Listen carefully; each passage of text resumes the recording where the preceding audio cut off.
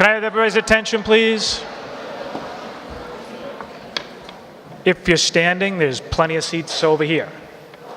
So I understand there's quite a few people still out registering and coming in, but we're going to start some of the informal, formal kind of stuff before we get to the articles, if we could. If anyone doesn't know, my name is Jeff Jones. I am the moderator.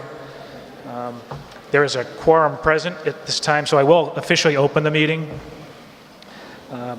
We have 8 tellers we've assigned. We have expecting a pretty good group. That would be Don Burnham, Rob Fitzgibbons, Karen Green, Robin LaFata, James O'Donnell, Joan Perigo, Madeline Albani, and Liz Guerin. They will be our tellers if we need a hand count or secret ballot for any reason. If I could get everyone to stand at this time so we could do the Pledge of Allegiance. I pledge allegiance to the flag of the United States of America and to the republic for which it stands, one nation, under God, indivisible, with liberty and justice for all. If you could stay standing, if you could just say hi to your neighbor so we all know each other.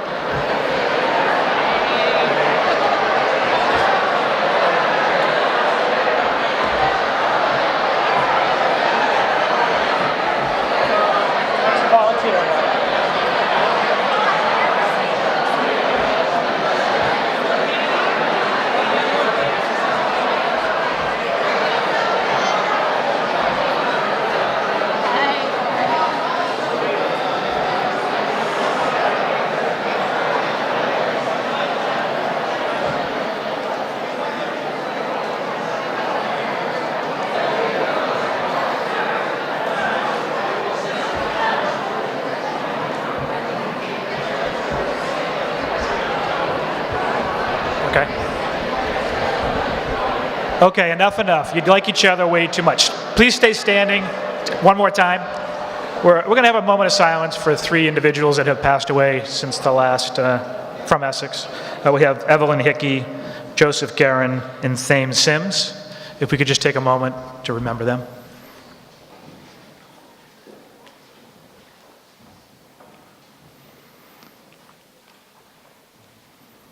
Thank you. You may be seated.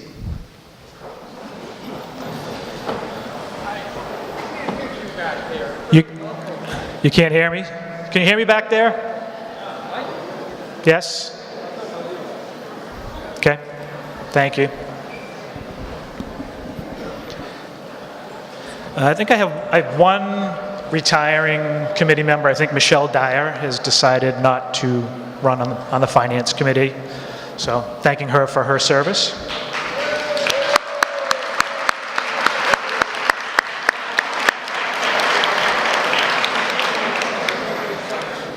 Do the ground rules. We have green cards this time, red last meeting for me. So if you are voting and you registered, you need a green card. If you don't have a green card and you want to vote, you need to go out and register and get one of these. There's individuals over here that are not registered voters or residents, so thank you for coming and observing. Appreciate you showing up. If we have a secret ballot, you'll have to bring this card up to one of the stations in front, one on either side. Give this to one teller, they'll mark the back of your card. Someone else will hand you a terrible yes or no vote. You will put whichever one you want to vote with in the ballot box and the other one in the discard pile, so there's no misunderstanding. You're going to put one in a bin, one is going to be the ballot box, and one is going to be a discard box. So that's when we have a secret ballot, or if there's a question on a voice, I might ask you to raise this and the tellers may count them.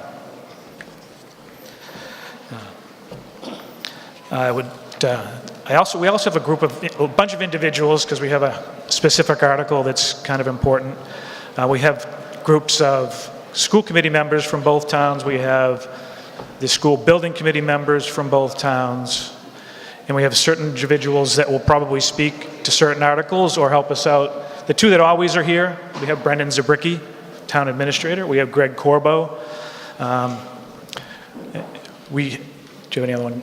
Want to add anyone else yet, or no?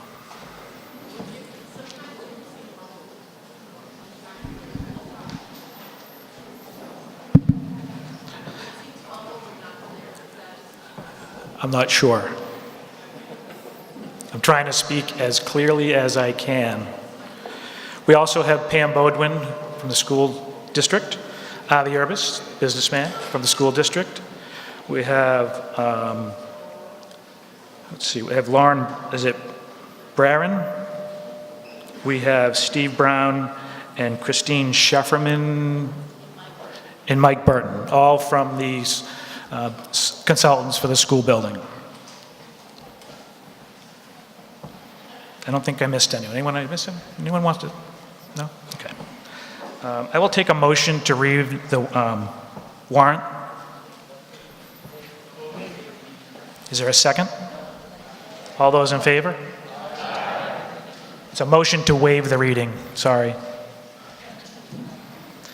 As the Finance Committee is here, there are numerous financial articles on here. Can you give me a summary of those that the Finance Committee supports and does not support? That way you won't have to do it on every single article.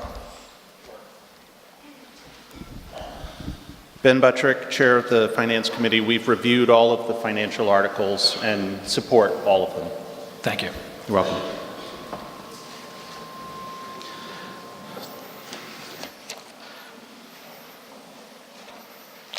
And I think we'll move to Article 1. I believe that is, oh no, sorry, I'm going to postpone that. We got a couple things we want to do first, sorry. A couple orders of business. We'd like to recognize some people that have served the town for quite some time. You want to go first? You want me to go first? You do these, I'll hand them to you. So we have, for police and fire, we have James Albani, 25 years of service with the fire department.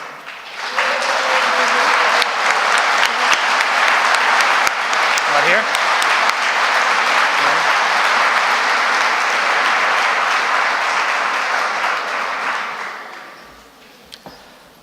I have Travis Good, 30 years of service.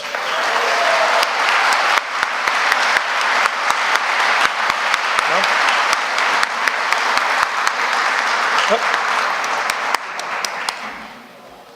He can, we'll get them all up, whoever else is here. Okay.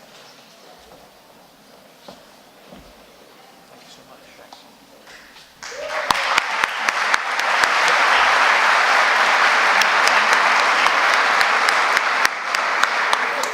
I have Jason Heath, 30 years service.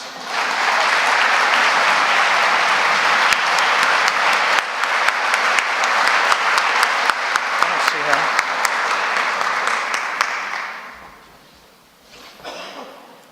And I have, is Ernie here?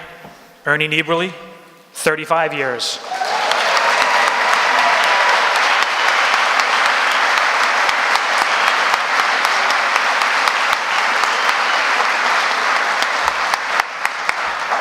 You can do these.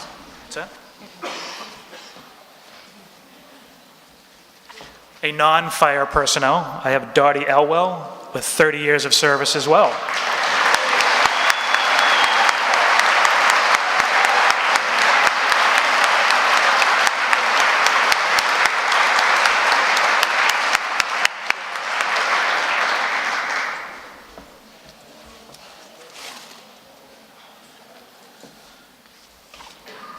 I have the gentleman to my right, Pete Silva, the Chief of Police, has 30 years of service to the town.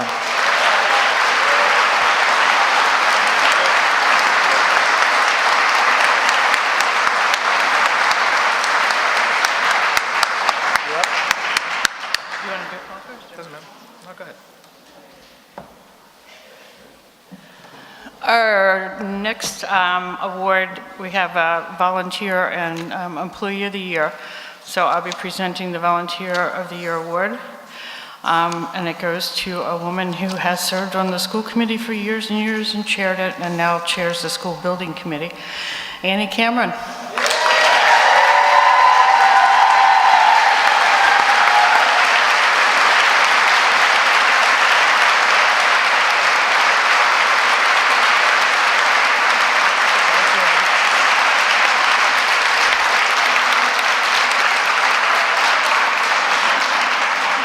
Annie is also almost the de facto town mom. She organizes the Bobby Decker gift drive, and she's a constant advocate for families and children in the town. And she also manages our popular Facebook page, which is not an official town thing, that's an Annie thing, and it's awesome. Thank you, Annie, for that.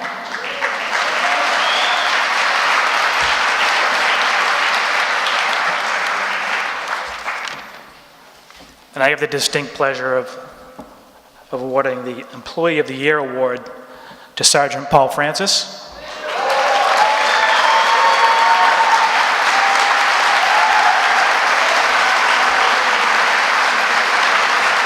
Do I have to read all this?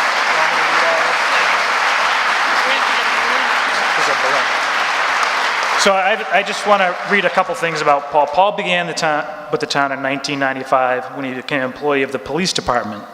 Since that time, he has risen through the ranks of reserve officer, full-time officer, detective, and he has been serving this community since 2007 as sergeant and second in command to police department. His achievements are many, including his exceptional work on domestic violence cases. Thank you. Thank you, Jeff. You put that in the car with you?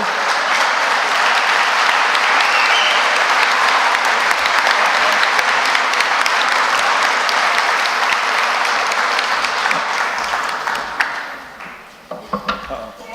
Got someone behind you. Yes. May I use your mic? You could, yes, you may. All right. As soon as you get Lisa out of the way. Yeah, you can stay though. Yeah. Can you take that one? Lisa, thank you for presenting those awards. I need to tell you that we have one more to present tonight, and that reward is for your hard work over the last decade. Just for everyone's information, Lisa started in her first official role with the town back in March of 2009 when she joined the town building committee.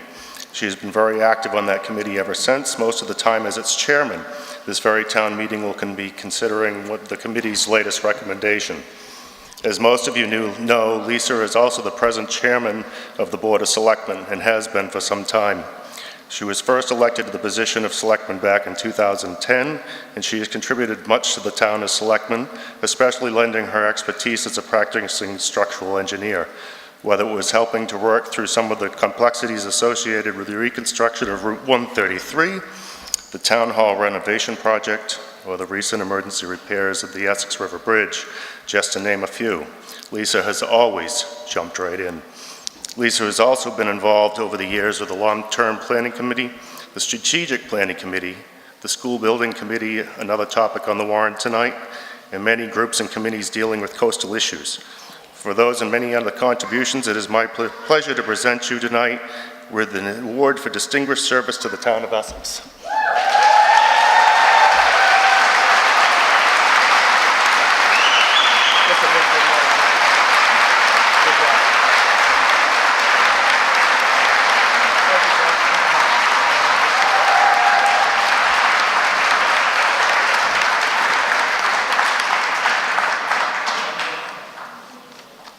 That was special. Very nice. Thanks. I guess now we can move to the order of business for the evening. We'll start with Article 1. Lisa.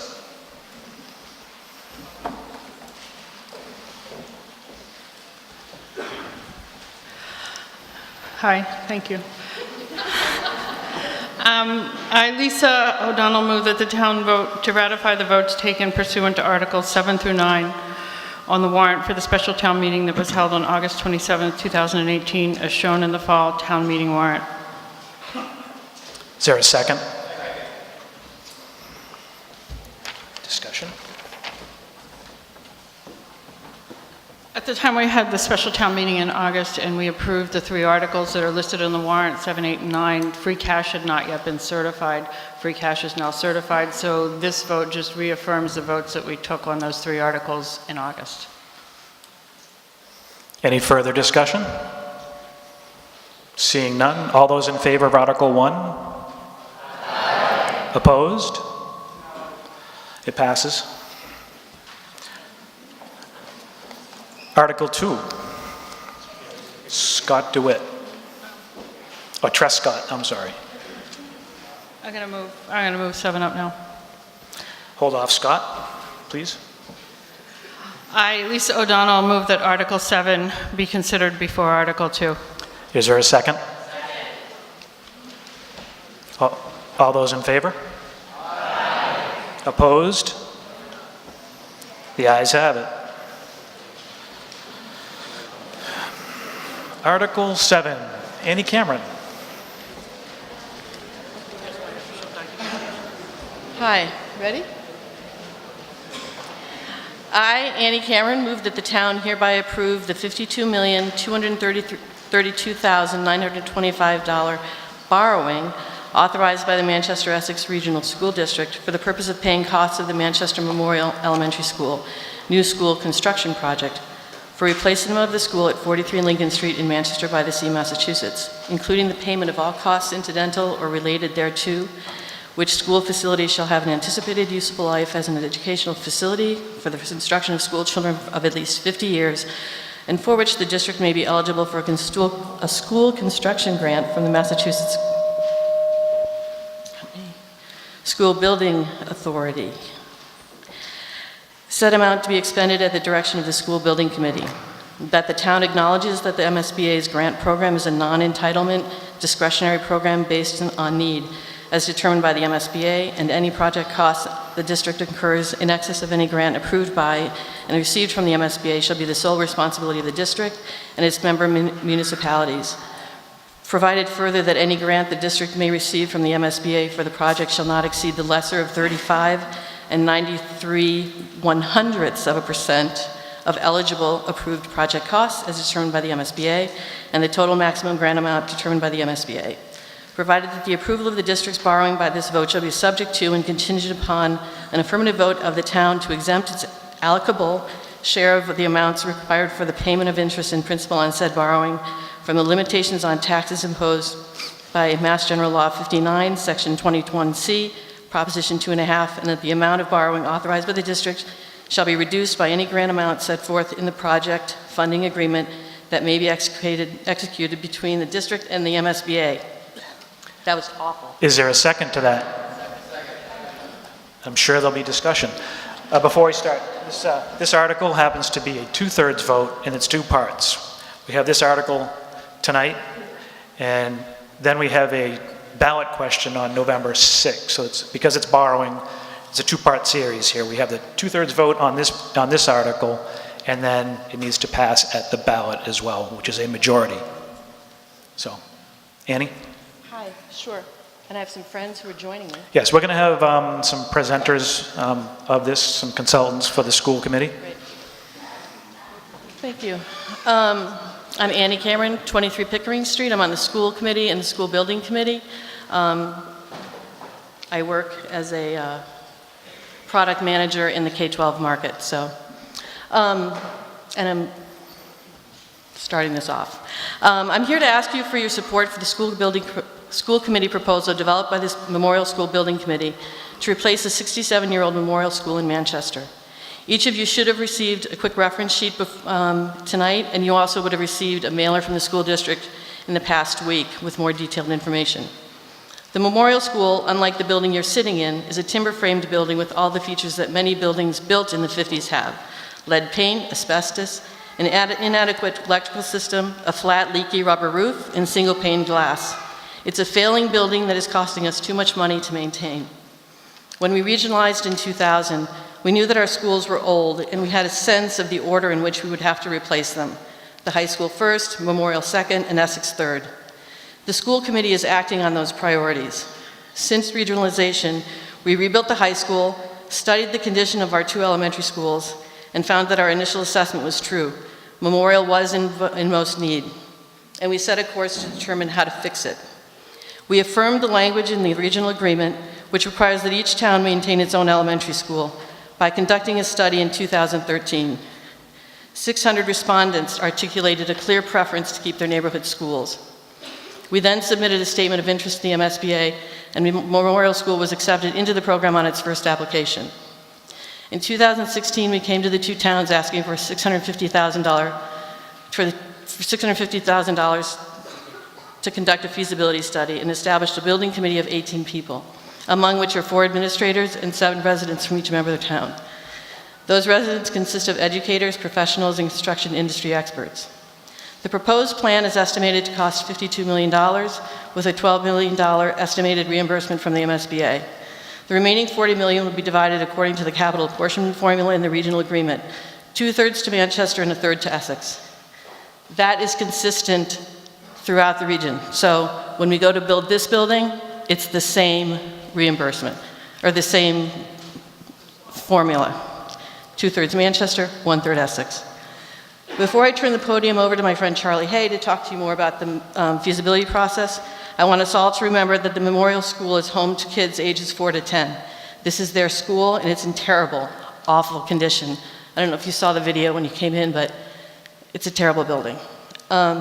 These kids are relying on us, the adults in the region, to make a good decision. And I think this is a very good solution, and I hope you'll support it tonight and at the polls in November.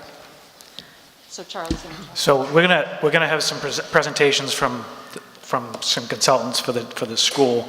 If you want to speak to the article, I'd appreciate it ahead of time. If you're going to speak, come on up to the mic so we don't have to wait for you to meander through the crowd. So I appreciate if you would come up if you intend to speak. We've already got people that are going to speak on behalf of the school committee and the building committee. But then if you're going to speak, I will recognize you after that. So, yes, if you could introduce yourself before you... Yes, thank you, Annie. Charlie Hay, 84 Apple Street, member of the building committee, and I'm an architect. I'm going to speak very briefly on the feasibility study process that we just went through.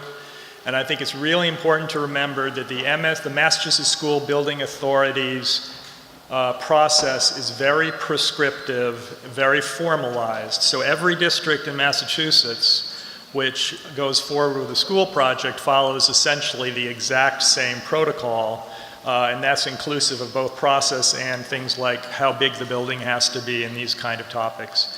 In terms of milestones, the district has hired 2 very qualified professional firms, an owner's project manager, Dorian Whittier, an architect, JCJ Architects, who are both excellent and have a lot of experience in Massachusetts public school projects.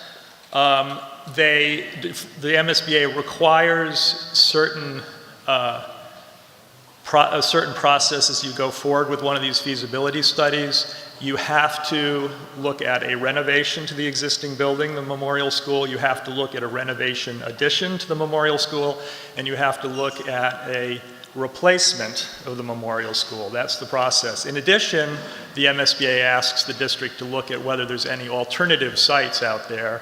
However, the MSBA does not fund acquisition costs for land, and it caps site costs at 8% of construction. So it didn't make any sense in this case to consider alternative sites, which is why the Memorial School proposal before you is at the Memorial School.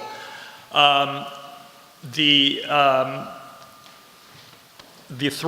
3 approaches, the renovation approach was not considered because the building itself does not support MSBA space requirements. And the MSBA, again, will not participate in a project that doesn't meet its requirements for space. However, we looked at 3 renovation options and 9 replacement options quite thoroughly. The proposal before you is for a new building, as you know probably from looking at the documentation.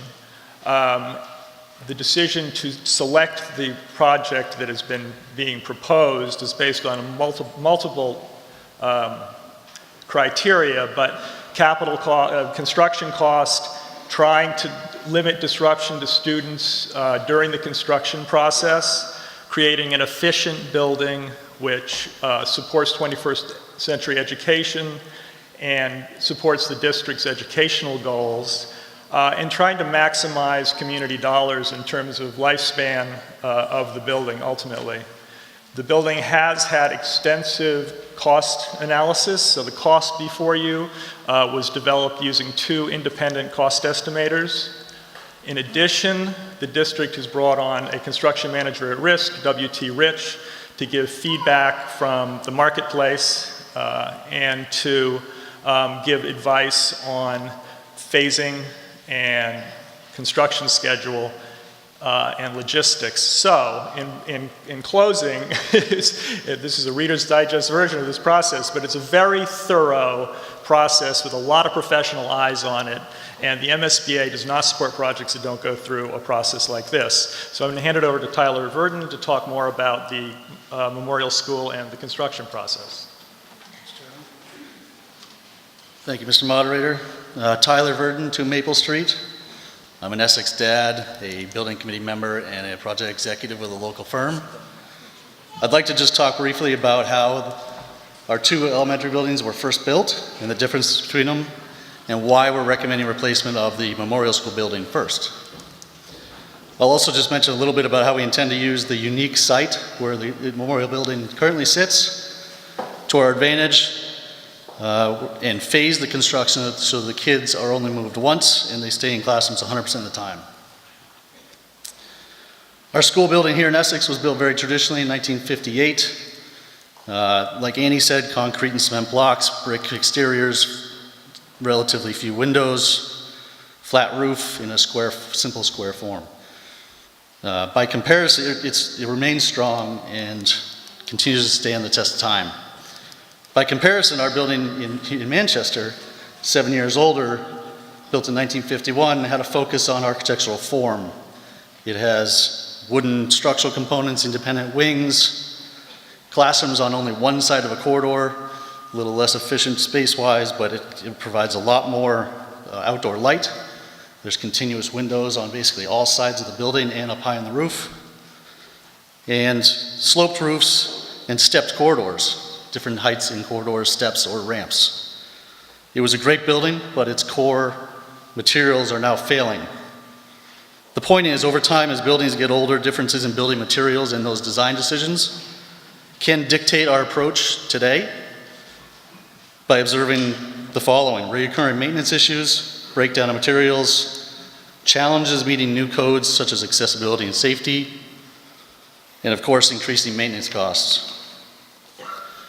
And what we found through this process is Essex still has strong bones in this building, continues to perform relatively well with simpler, lower cost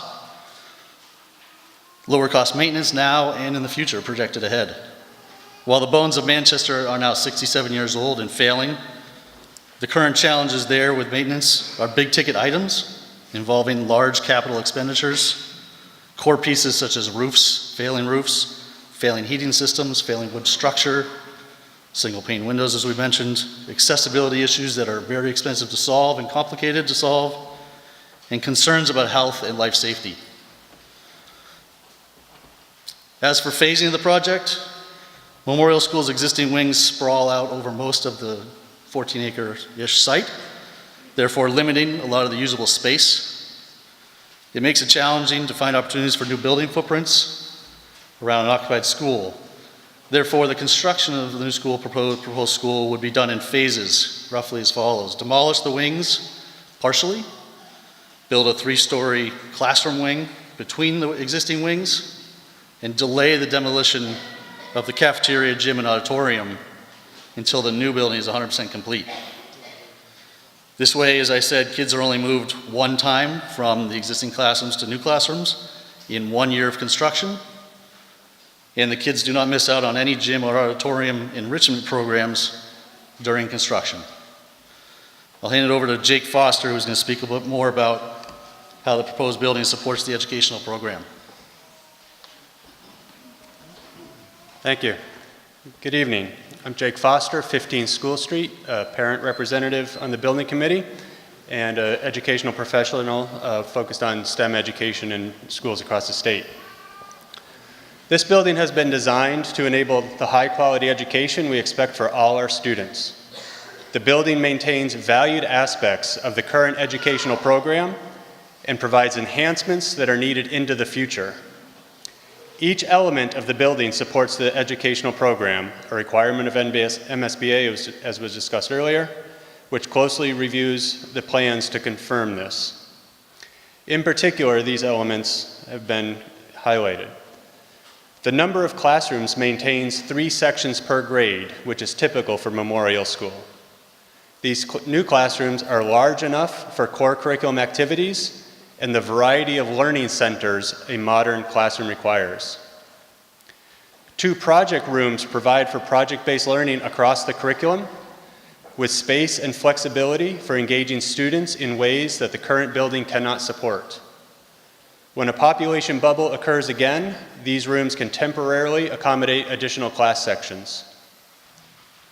Special education spaces are located adjacent to classrooms, allowing for a better integration of services and collaboration. Along with art, music, and a media center, the building includes a combined gym, cafeteria, and stage, not unlike what we have here in Essex Elementary, as well as small group collaboration spaces in hallways to support a well-rounded curriculum and a variety of multifunction spaces throughout the school. Outside the school, modern play facilities and learning gardens complement learning, and careful attention is paid to student safety via emergency access, sight lines, and traffic flow. This building supports necessary updates in educational programming and flexibility into the future. This building allows us to maintain our community's status as a leading district that prepares all students for success.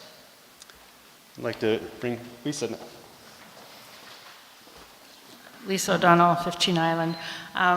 I want to thank everyone for coming out tonight. It's great to see town meeting so full and have such an interest in the articles on this evening's warrant. We appreciate your concern and interest in the future of Essex and our regional school district. My comments this evening come from under 2 different hats. That is the chair of your select board, and that is an Essex representative on the Memorial School Building Committee. As the chair of your select board, I want to emphasize that this project for the Memorial School in Manchester has received the unanimous endorsement of the Essex Select Board, the Essex Finance Committee, and the Regional School Committee. Last night it passed Manchester's town meeting with an 87.5% favorable vote. These groups realize that doing the best thing for our town, our community, and our schools sometimes requires some heavy lifts, and this is one, but the payback is huge. Our school district is ranked 9th in the state, and our high school ranks 5th. And these are all incredible accomplishments for a district that is just 18 years old. And in time, we will get the same feasibility process here in Essex to determine how best to address this aging school. In the meantime, we know that the school district will make all necessary upgrades and improvements to ensure educational parity with programs and facilities so that our children's educations will continue to be of the same quality as the children in Manchester. Please also know that the Select Board and other town boards and committees remain committed to other necessary capital investments, including public safety facilities and our water infrastructure. These items are part of capital planning efforts that are underway, and we are very aware of the need to limit taxpayer burdens while still maintaining the services that residents deserve. We continue to plan for these expenses and to look to innovative funding sources while working to plan economical and efficient projects and ways to spread these expenses over time. As an Essex representative on the School Building Committee, which has been working on this project for over 2 years now, I would like to assure my fellow Essex residents that this is a sound and solid project. The committee includes 4 representatives from the school district administration and 7 members from each of Essex and Manchester. That is, Essex has had an equal voice in every decision that has been made by the committee during our 2 years of work on this project. And I think that's important that people recognize that we've had an input the entire time. The proposed project is a responsible design which has received the endorsement of the MSBA at every step. The project meets the education plan of the district, which applies to all of our schools. It's an efficient and economical design, as the gentleman before me have outlined, that has undergone countless value engineering steps to ensure a suitable and reasonable building. Delaying the replacement of Memorial School will only incur significant capital expenses to upgrade and improve a 67-year-old obsolete building, and the replacement will always cost more in the future. And any delay in this project will be translated into a delay of improvements here at Essex Elementary.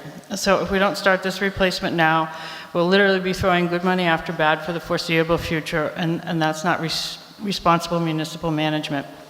So I urge you to vote for this article. Funding our schools is the single most important investment that a community makes in its future.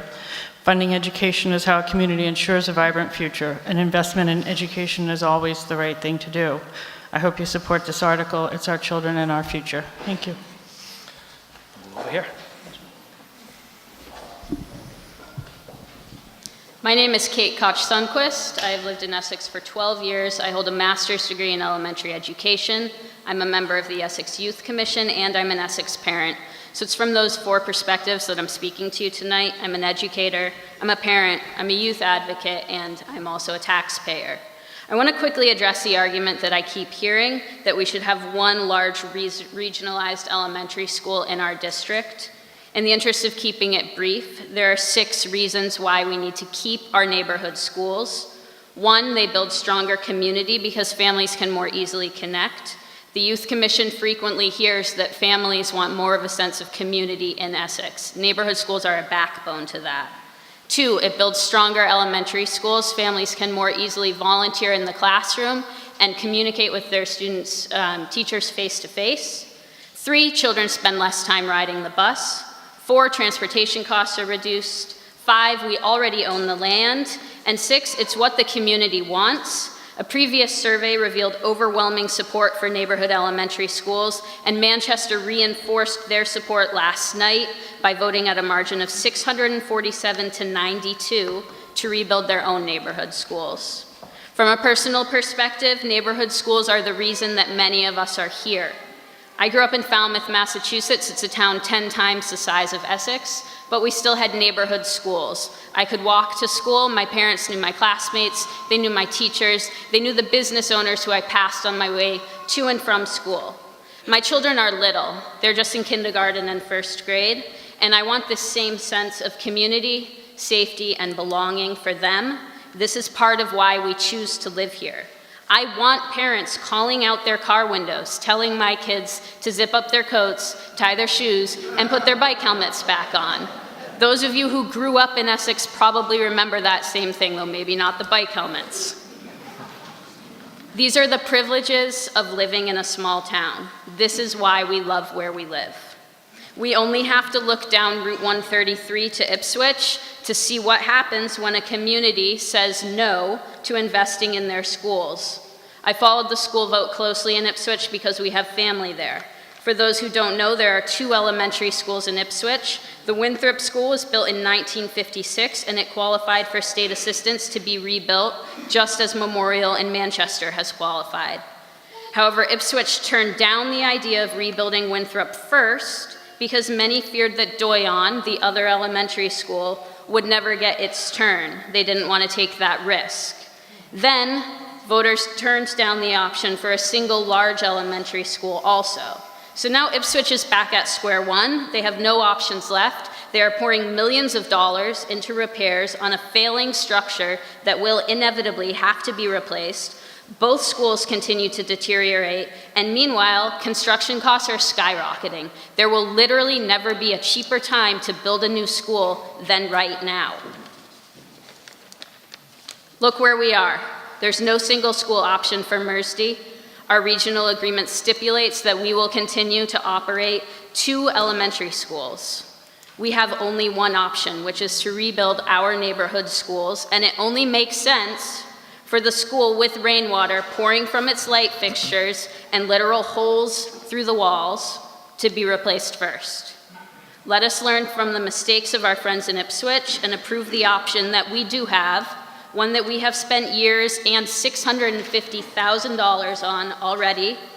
Don't let that be money down the drain. A yes vote supports our neighborhood schools.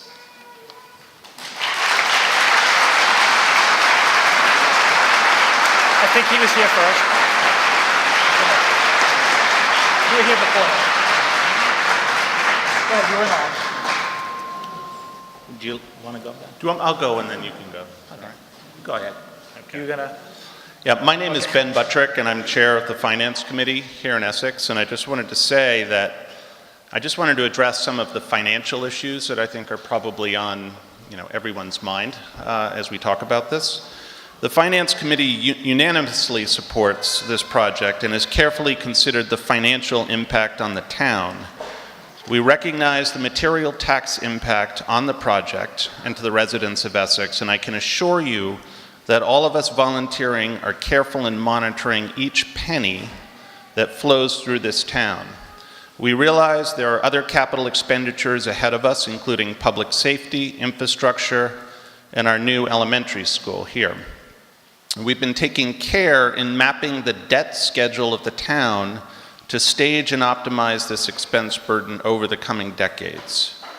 The finance director of the district, Avi Urbas, who's here, we've already begun discussing how the Essex Finance Committee will work with the Manchester Finance Committee and the district in making sure that the bonding process overlays appropriately onto our current debt schedule and expected future needs. We're sensitive to the impact on the tax rate, but would point out that Essex is not an outlier. Tax rates per 1,000 vary across the state, typically between $10 and $20. Our current tax rate is 15.68 based on the most recent full fiscal year end, which places us close to the median in the state. Our tax rate from the school project will increase by a projected $1.05, but will still keep us in the middle 50% of mass towns, and that means that we're not in the top or bottom 25% of the distribution of town tax rates. The regional structure we have in place benefits us tremendously. We obviously would not be able to carry such a high-quality school system on our own books alone here in Essex. This is money well spent, and I can assure you that all of us on the Finance Committee will continue to work hard to ensure this investment generates returns for the greater good of our community. Thank you.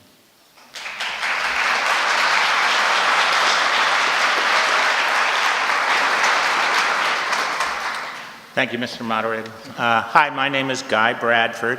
I live at 22 Main Street, relatively recent arrival here in Essex. We moved here in 2014.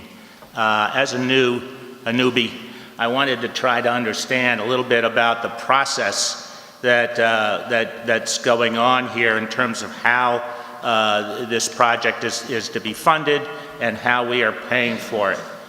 Since it's a regional project, there are different aspects to it that I thought I'd try to understand. The first question that I really looked at was this question of the mill rate. Our mill rate, the percentage that we pay in tax based upon the assessed value of our properties is higher than it is in Manchester. So does this mean that we're somehow disadvantaged in this process? That is, if this project goes forward, are we going to end up paying more, unfairly pay more than the residents of Manchester? And when I looked at this, it struck me that really that's the wrong way to look at it. The important question here is not what is the mill rate, but what is our cost? What are we as individuals, as homeowners, paying? And it turns out that the actual amount of money that each family, each household is going to contribute to this project is lower for residents of Essex than it is Manchester. And so, despite the fact that the percentage of assessed value that we're paying is higher, we are paying less per household than the residents of Manchester.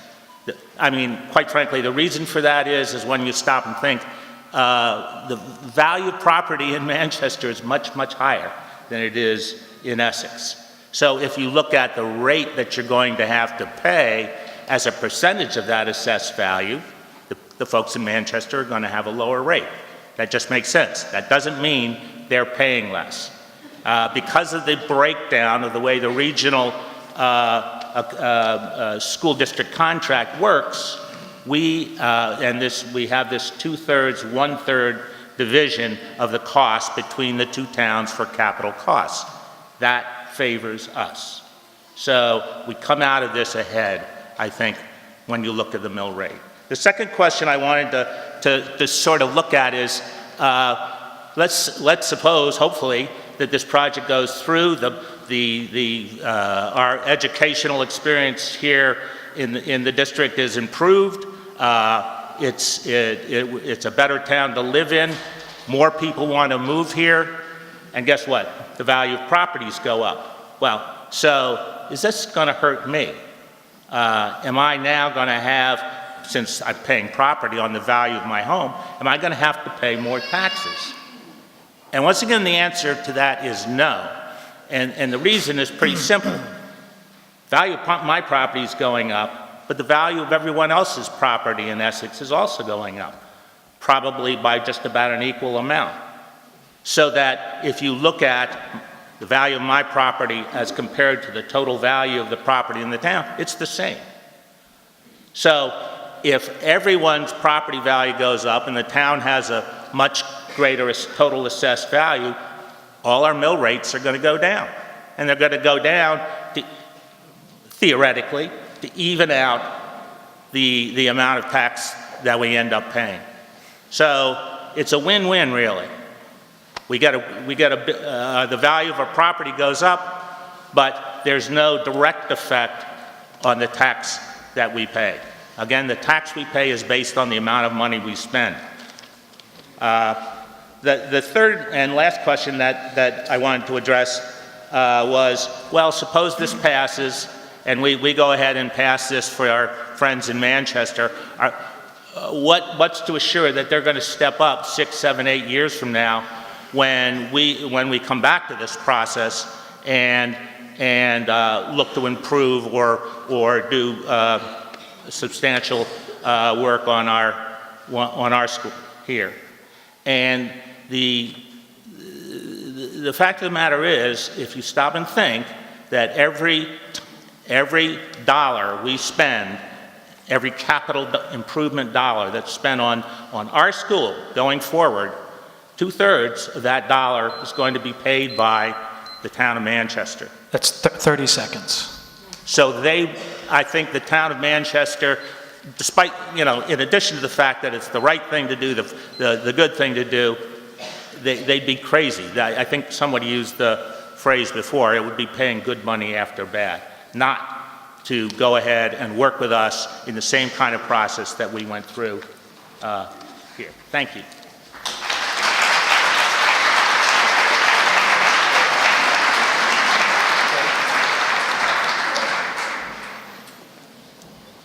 I haven't been up here in a while. I'm Jody Harris, 21R Spring Street. I'm still reeling from the fact that Ernie Nieberly had 35 years of service. I was his babysitter, so I'm a little thrown here. I just want to give a little bit of perspective to people who may not have been here in the 70s, 80s, and 90s.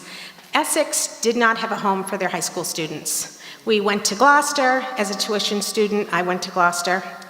We went to Hamilton Wenham. We tuitioned to Manchester. And let me tell you, the programs weren't comparable. When I went to my freshman math class in Gloucester, in a brand new O'Malley school, we were handed a book and the Essex kids looked at each other and we looked at Roger Campbell, the teacher, and said, what are we going to do with this? And he said, what do you mean? We said, we did this 2 years ago. It was Algebra 1. So the programs that we have in our region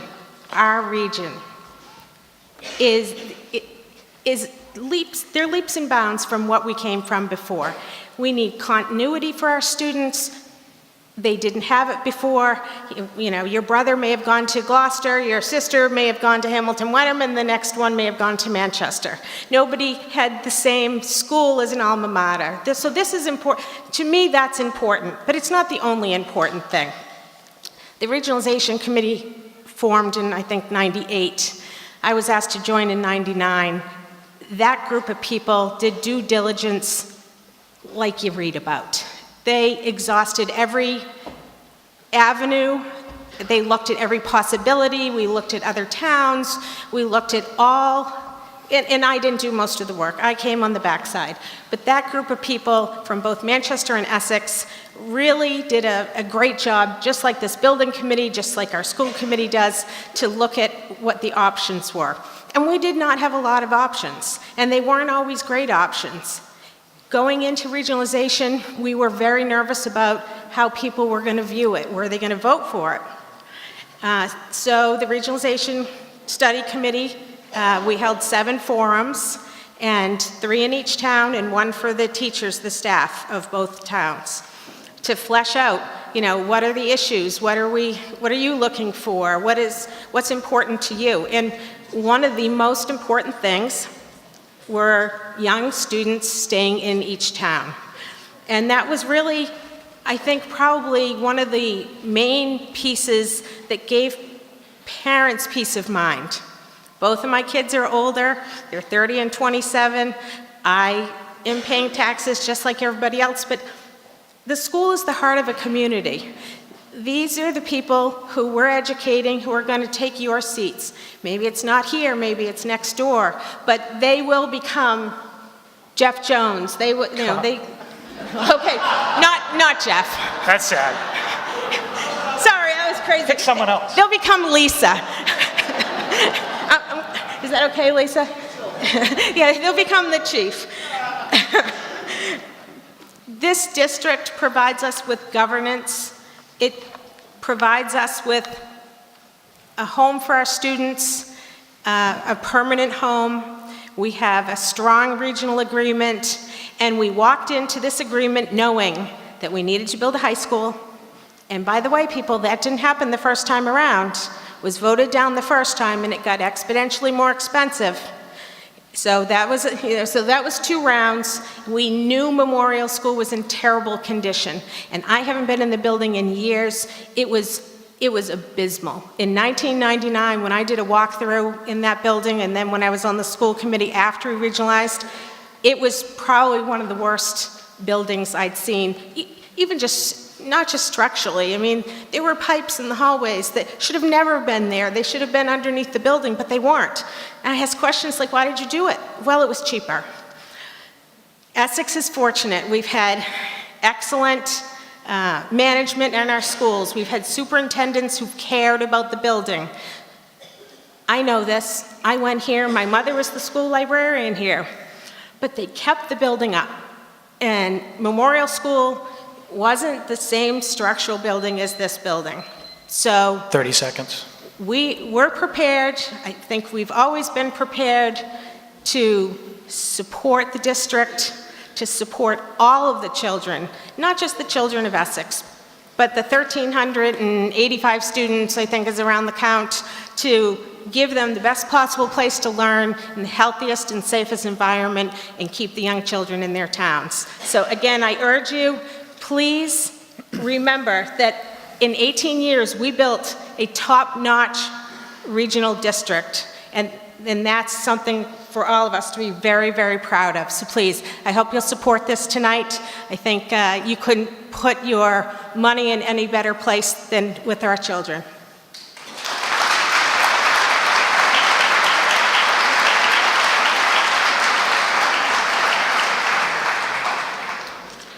Mike Dyer, 9 Indian Rock Lane. I guess this is just going to be a punctuation point on what a lot of people have said.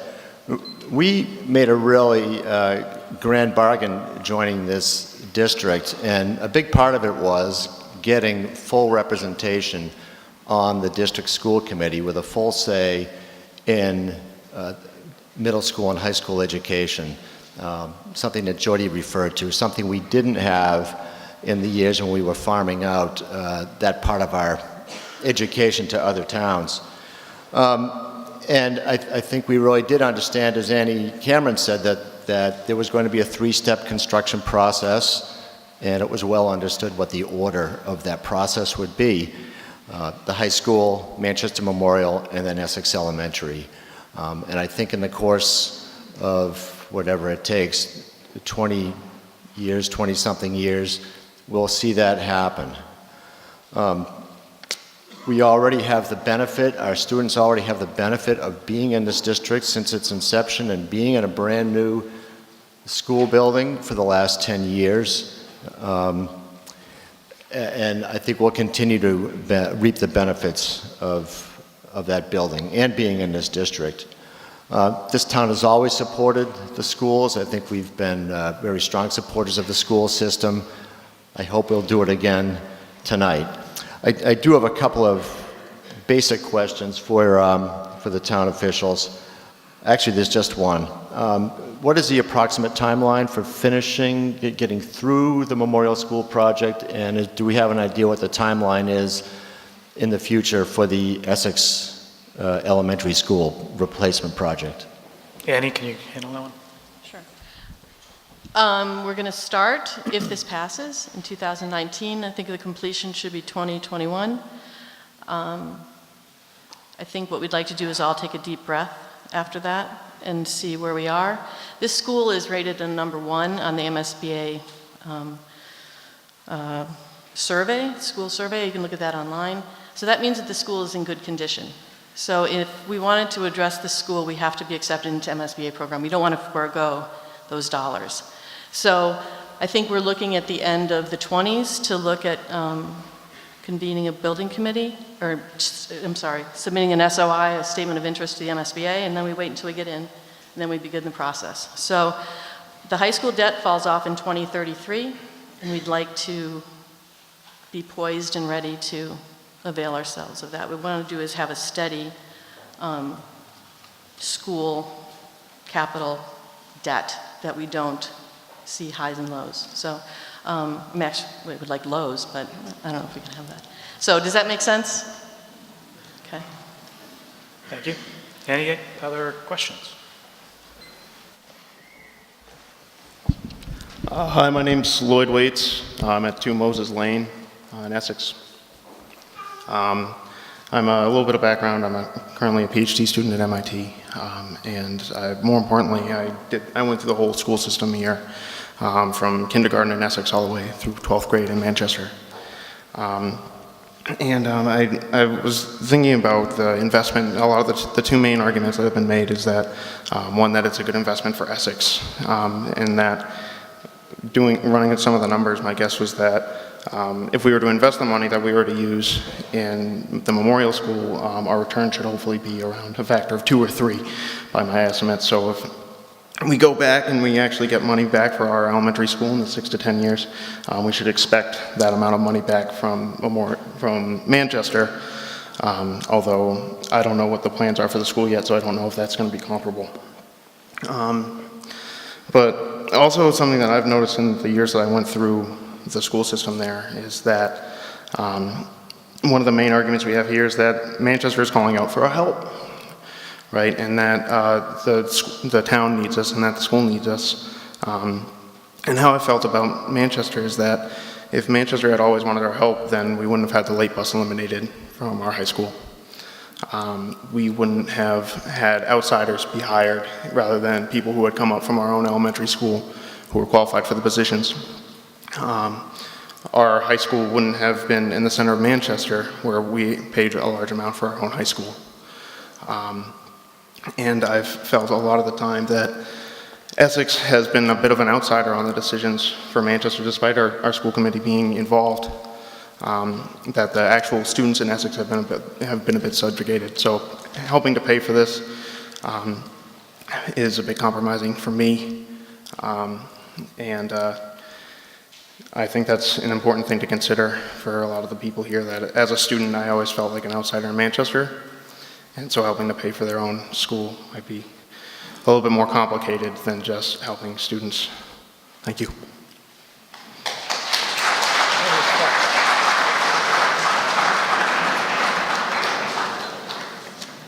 Hi, I'm Hillary Madison. I live at 35 Addison Street. Oh, better? Yeah, wow, okay. I'm Hillary Madison. I live at 35 Addison Street, and I'm the mom of 3 boys, 6 and under, so this is an important issue, and schools are very important to me. I was disappointed in one thing, and I just want to share that. To prepare for this vote, I looked at some publicly available data on the Massachusetts website for schools, and they list estimated project costs for elementary schools. And there are 11 schools that are projected to be built. All the costs were submitted in 2018, and they're projected to be built around the same time as this. Again, they're all elementary schools. 10 of them are also new buildings like Memorial. And I should say, I didn't say I've worked in architecture for over 15 years, on school buildings for 10 years, and I actually worked in this district, so I can firmly say, I completely believe Memorial needs to be a brand new building, and it's in worse condition. But to get back to the thing I was concerned about, Memorial School is the highest cost per square foot of all 10 projects there. It's listed there at $534 a square foot. The other schools, I'm just going to list them briefly. You can look them up if you want. Taunton at $418, Tisbury at 502, Ludlow at 431, Marlborough at 439, Harvard at 505, Northbridge 475, East Hampton 508, Springfield 445, and the Ipswich School mentioned at 450. I just said a lot of numbers, but again, the Memorial School is at 534. It's one of the smaller schools, so I know professionally it will be a little bit higher because all schools need a gym and a boiler and things like that. If I look at the two that are the same size, they're Harvard and Tisbury, so they're at 502, 505. And our school is about 77,000 square feet, as it was proposed on this form. So I'd just like to compliment, it's really hard work to be on a building committee, the professionals here tonight. I just want to understand a little bit more why the Memorial School is close to $30 a square foot more than its size peers, which is about $2.3 million on a 77,000 square foot school. And it's over $80 a square foot more than Ipswich, which is $6.1 million. The reason why I'm concerned is, obviously, we want to get this one through the pipeline and come to the school that we're standing in. So I believe in schools. I really want to vote for this proposal. I'm just a little disappointed to see that the costs were so high, especially since I think we're talking about two schools. Thank you.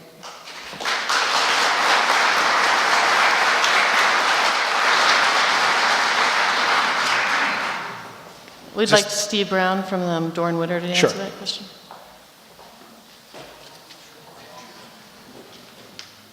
Good evening, Steve Brown, Project Manager with Dorn Whittier Management Partners. As we were introduced, we are project managers brought on early on the process along with the designers to help round out the consultant team, professionals and experts in school building exclusively in the Commonwealth. So one thing that working with the MSBA does afford the entire public population is the data is available on the website.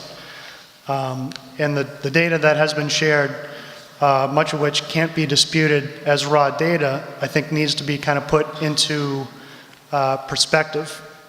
Number one, in looking at the population and the size of the school, it is the smallest of all those that were listed.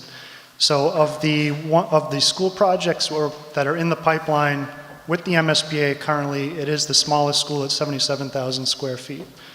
There are only 4 other schools in the Commonwealth that are in the pipeline now that have a smaller enrollment. So the school population itself is very small. And what happens is in construction of any building type, whether it's a school, a hospital, regardless of project type, working on a size project that small, it doesn't afford the same economies of scale once the building gets larger. And that's primarily a factor of constructability and materials. And the last kind of response to that I will say is that not all those projects are in the capital pipeline and are scheduled to be bid at the same time. And so I think it was mentioned by another member of the public before me is that construction costs for school projects in the Commonwealth are escalating far beyond that of any other metric in terms of escalation, whether it's specifically the construction cost index or just consumer goods. And so one thing that we have seen is that while that cost per square foot number is on the high range of those projects in the capital pipeline right now, it is consistent with where projects are going and moving into the future. And so while it's a conservative number, it's an accurate number, and it's been vetted by all the professionals that are part of the consultant team, and then also the 18-member building committee that also is made up of industry professionals. Thank you. Thank you. Lisa, do you want to add to that? Yeah, I just did want to add a couple other aspects of this project that make it unique, and one is the fact that the site presents some constraints because we're doing a phased approach where we will build the building while the students remain in the building. So there's a little premium that you pay for there, but what it does provide is continuity for the students, and they aren't stuck in modulars for 2 years, and we're not paying for modulars for 2 years. And site costs only are reimbursed by the MSBA up to 8% of the project cost. So there's a little increase there because of that, but we evaluated all the other options and we decided that this was the best approach for continuity, getting the building we want, and for the best experience for the students. I'm John Guerin, Belcher Street. I've lived in town for my entire life and went to the school systems here. I did go to St. John's Prep when people were going to Gloucester at the time, and there's a lot of reasons for that. I have a different perspective than what we're hearing tonight. The regional school district agreement taken from the school's district website in section 3 states that the district will lease the elementary school in Essex from Essex and the high school in Manchester Memorial from Manchester for 20 years for no charge. It's actually $1 a year. And upon termination of each such lease, use of the building shall revert back to the town from which it was leased. That each lease shall contain identical warranties from the respective towns, warranting that the building shall be in good condition at the time of the leasing to the district. And under section 8, that should either town ever wish to withdraw from the district, it shall remain liable for unpaid operating costs and for its share of indebtedness. Section 9 states that any indebtedness must be approved by 2/3 vote at the town meeting tonight. And section 13 states that grades kindergarten through 4 shall be guaranteed facilities in their own community. The lease, on the other hand, between Manchester and the district was signed in July 2004 with a retroactive commencement date of July 1st, 2000, which term expires 2 years from now in 2020. In Article 6 of the lease, the landlord, Manchester, warrants that at the commencement date, the school buildings were in good condition and contained no substantial defect, page 7 of the lease. But pursuant to the information pamphlet sent to the residents recently by mail from the district offices, in 2010, only 6 years after signing the lease for the memorial school, it was judged by the Mass School Building Authority in the bottom 16% of all public schools in Mass, with only 13 rated lower. In 2013, only 9 years after the signing of the lease, the Habib report included defects like ADA compliance issues, asbestos, lead paint, roof replacement, inefficient glass, HVAC systems, and electrical infrastructure issues. All items that most assuredly were already issues when the landlord gave the warranty that the school buildings were in good condition and contained no substantial defect. And many of those items Manchester was responsible to repair at their sole expense by June 2005, pursuant to Exhibits B1 and B2 of the lease, including handicapped accessibility, re-roofing part of the building, repairing leaks, HVAC, and electrical components. The pamphlet states in 2016, Memorial School was invited to MSBA's program. So only 12 years after the signing of the lease and the warranty, we are now told that the Memorial School is tantamount to a teardown. Manchester is asking us to spend about more than $13 million on their elementary school, which won't be used by any Essex pupils, with perhaps the exception of some special needs students. In exchange for $13 million, the plan for the Essex Elementary in the short term is for general maintenance and within budget items like fire alarm upgrades and painting. The fact is, Essex has historically always taken care of its buildings, and I would submit that the Essex Elementary School doesn't need the extraordinary expenditures and the cost Manchester's Memorial needs, which should be obvious by now, was not maintained as warranted by Manchester prior to the signing of the lease. Furthermore, there is no requirement that in the regional agreement between the towns to pay for the future renovations of Manchester schools, or for that matter, any of the schools. In fact, Article 6, F and G of the lease state, Manchester also retains the right to renovate Memorial School, and if so, shall pay all costs, all without reimbursement from the tenant, which is the district. I'm finding it difficult to vote in favor of increasing our tax rate by another $1.05 per thousand until 2048. In addition, we still pay for Manchester's high school 84 cents per thousand, which won't be paid off until 2033. That means every family with a $600,000 house in Essex is paying $1,134 a year just for the school buildings in Manchester. That, in addition to the sewer betterments and upcoming public safety building, we're taxing ourselves right outside of being desirable to undesirable. If you think good schools bring up property values, please remember that there is a breaking point that once reached will lower property values as no one will be able to afford the taxes, interest, high rents, and still maintain the property values. Something has to give. The lease expires in 2 years. If Manchester overwhelmingly wants to rebuild their memorial school, I say let them, and let them spend as much money as they want to. 30 seconds. And as nice a structure as they want. I'm from Essex. We don't have speed traps between the highway and the Essex line. I think the district should ask Manchester to pay for their school that only Manchester students will use, and Essex continue to pay for the schools we use, including any upcoming renovations for this elementary school. Please remember, if the district ever disbands, Essex will have paid for a third of the cost of the buildings in Manchester, which reverts to Manchester without any payment to Essex. Thank you, Essex. John, time's up. If we're going to spend $13 million, let's spend it in Essex.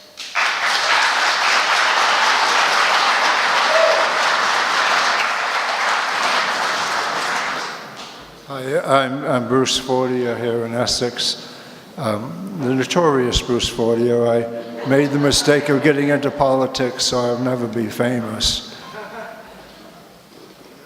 In the year 2000, we joined with Manchester to have the school system. Under the agreement, to make it possible, because Essex population and tax base is a lot less, they agreed to a formula that the calculation would be based on 50% on the population of the two towns and 50% on the tax base of the two towns.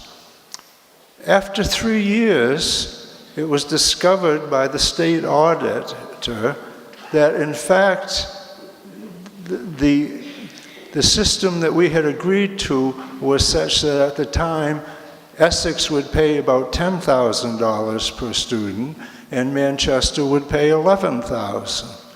It was discovered that in fact the agreement had not been followed and that Essex had been overcharged by $1,300,000, roughly $400,000 a year. Our geniuses in school, no matter what their skills are at education, could not read the contract. And they said, oh my gosh, this is terrible. Why? Bruce, stick to the facts. Don't ad-lib here. Yeah. The facts are, no, that they were under the misunderstanding that agreement had something to do with the actual budget for this education. It had nothing to do with the budget. It had to do with the division of the costs. And instead of simply going ahead and arranging for the Manchester to get caught up on its underpayment and us to profit, if you could call it, from the overpayment, our people decided, oh, well, what we've got to do is change the agreement. And what they did was they changed it to only to 75% population and only 25% of the tax bases. Manchester's tax base was more than 3 times what the tax base in Essex was.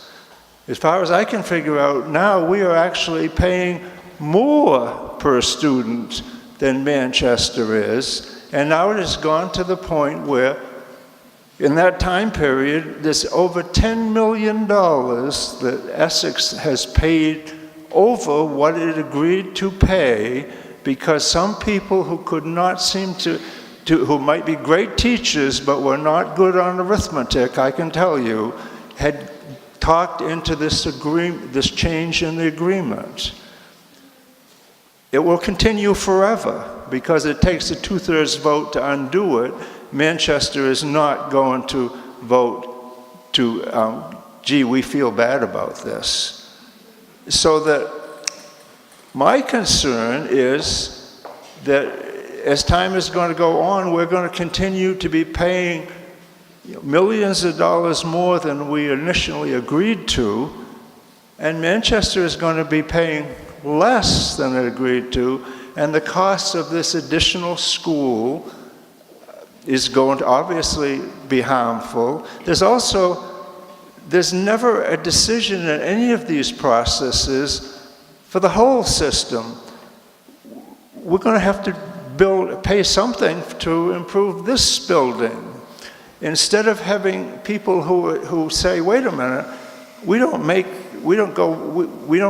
start and just go out and buy a car and then decide later that we're going to buy a different, we make the decisions. What does it cost over that period? How can we afford it? It's not being done. And the actual information that you've been getting here is mostly non-existent. There was a lot of double talk about how the relative values of the properties. I know in Essex it's always been, oh, well, it's true that your tax rate in Essex 30 seconds, Bruce. our tax rate is 40% higher than it is in Manchester, which people don't seem to comprehend. We don't have the ability as individuals, when they say, oh, well, the tax rate is high, but the value of your property is less, so the bill's coming out about the same. That's not exactly a logical argument. It sounds good to somebody who is foolish and cannot do it, but the fact is that we are paying a lot more for the education of our children than Bruce, Manchester is. your time's up. Thank you.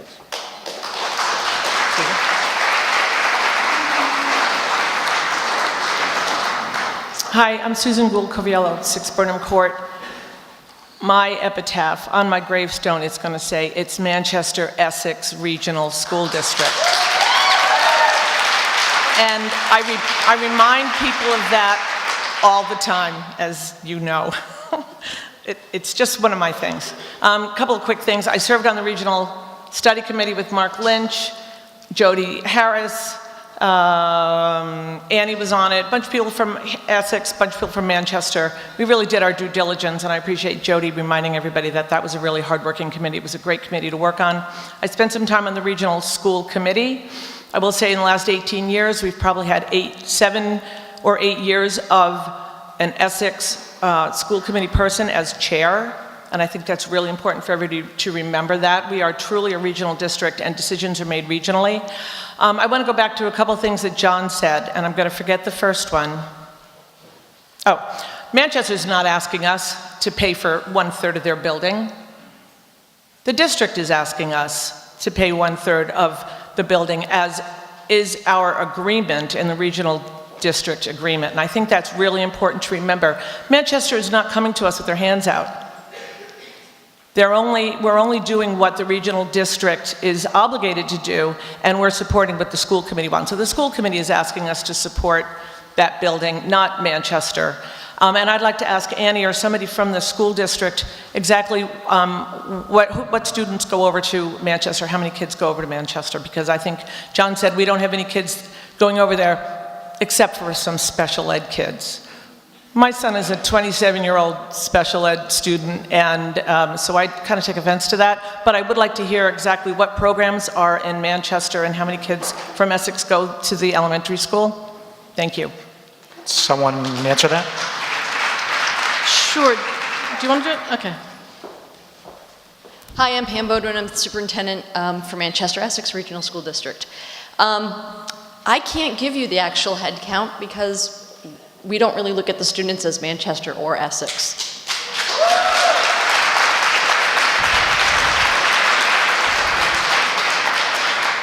What we do have is some really high quality special ed programs which allow our kids to stay in district and not have taxpayers pay for private out of district placements for these students.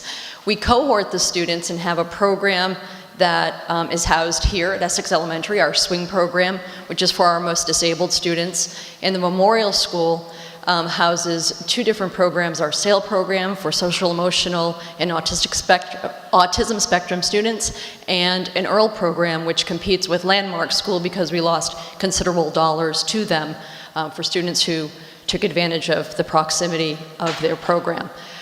These programs save about $650,000 annually in operating costs, which would otherwise be flowing out of district in addition to transportation dollars. So I can easily get you those numbers, but we look at them as our students, not two towns. Thank you.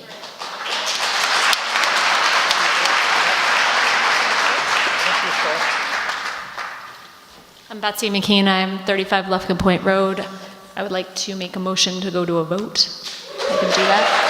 Motion, you moving the question? I move the previous question. Is there a second to that?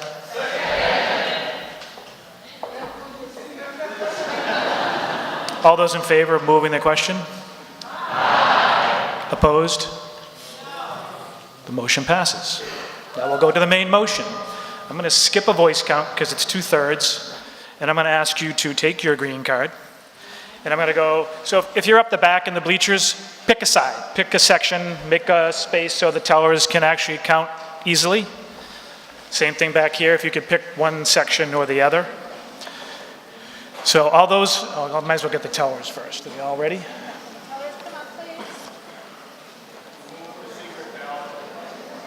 I need 20%.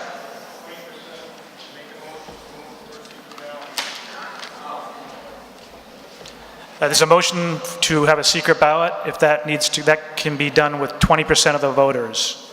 So all those in favor of a secret ballot, please say aye. Aye.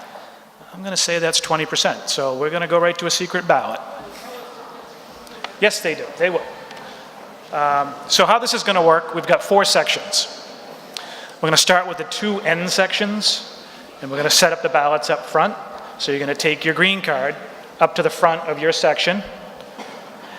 They're going to check off the back that you are going to receive a ballot that's going to have a yes or a no that is perforated. Tear the perf in half, vote the way you want in the ballot, throw the remaining one into the waste basket, and they will collect those. So as soon as they're set up, line up from the outside, stay seated here so we don't get it mixed up.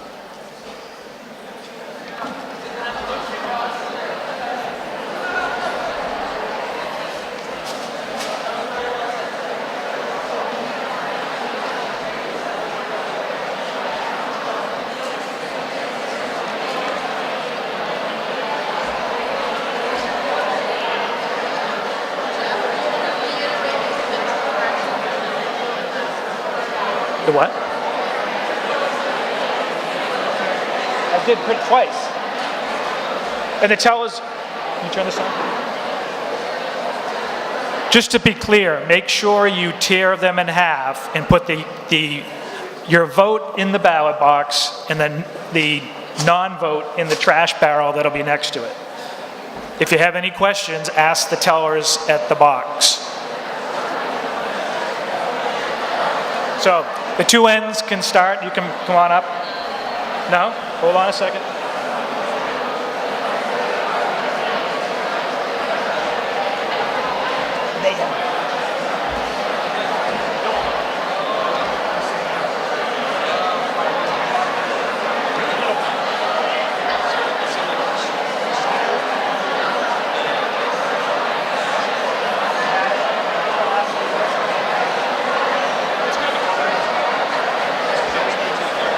So,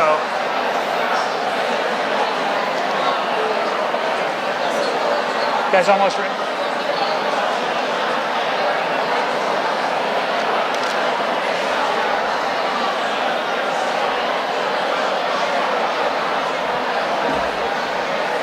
So I think there's 420 voters, roughly, that we ended up counting, half an hour, 20 minutes, half an hour ago. 2/3 is 281. If that 420. 420. So anybody that can't vote, they still come in? Yeah, they're over there.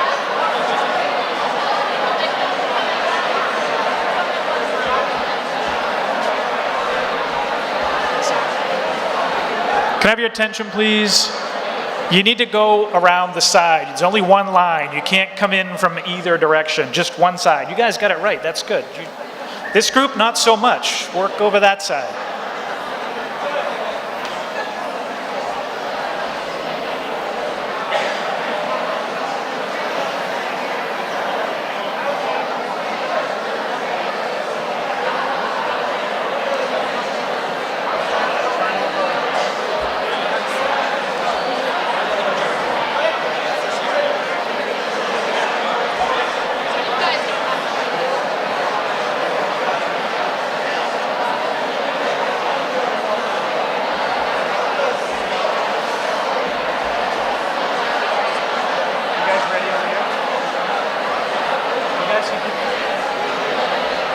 We can start over here. Come on up.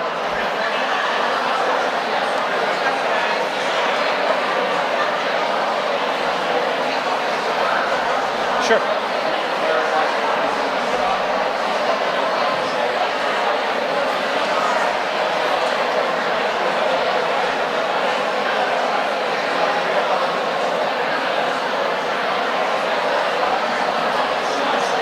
What? No, there's no motion, there's nothing on the floor until this is done.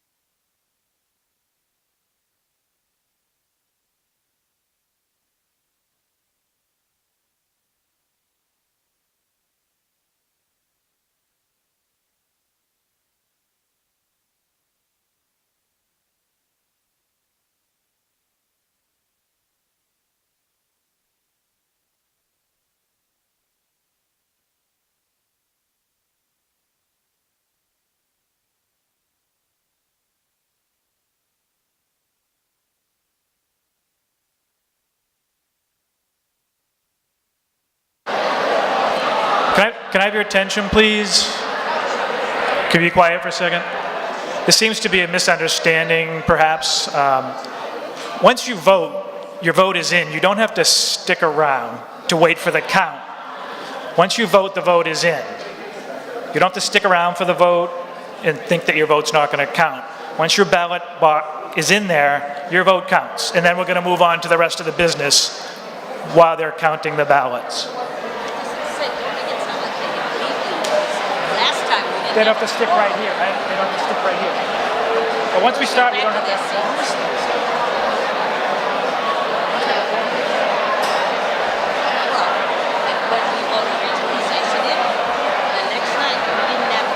Oh, I understand. That's not correct. If someone calls for a recount, and you vote at the end of the meeting, they can vote it down. So if anyone leaves before someone's going to get up and say,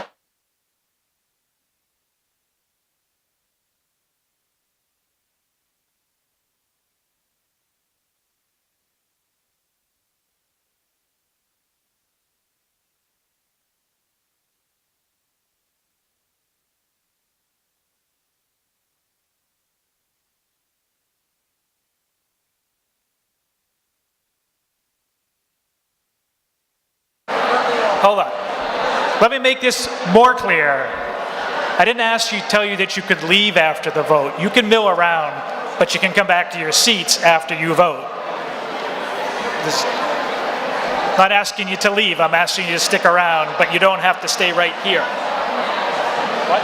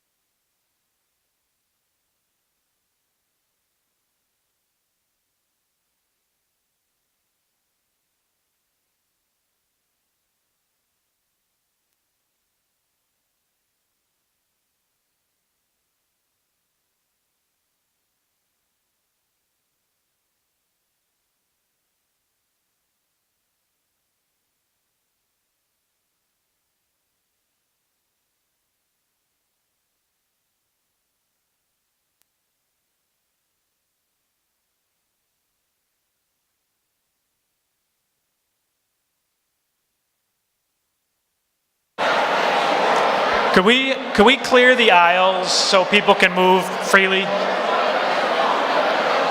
Hello?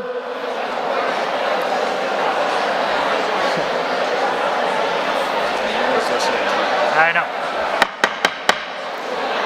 Can I have your attention, please?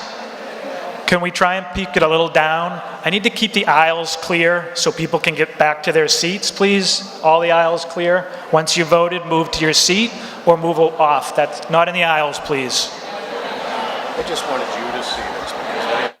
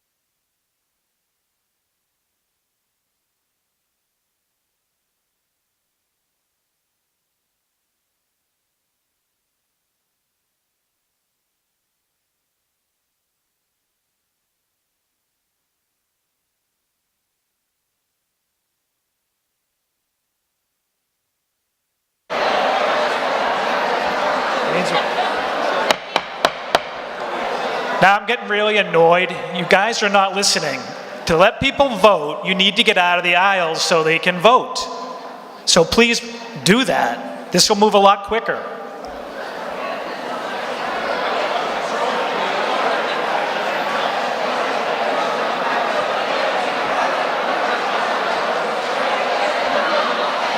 Humbly make a suggestion. It occurs to me that if you could tell people maybe that if they were originally sitting in one of the middle sections, they should go back to their seats. I think people, they know that they're in line, and they know that they're waiting, and they think that's legit. But we're not going to be done until everybody votes anyway. So my suggestion, again, I'm just a guy, is if you want to do it again, you may want to suggest that if you haven't voted and you were originally in one of the middle sections, go back, and we'll call you up in the aisles. Well, I never announced them. They just started. I know they started to go. So it's my suggestion, just an observation, is maybe consider asking people to go back based on where they were. Because then they'll know you're talking to them. Just like church. Yeah, exactly.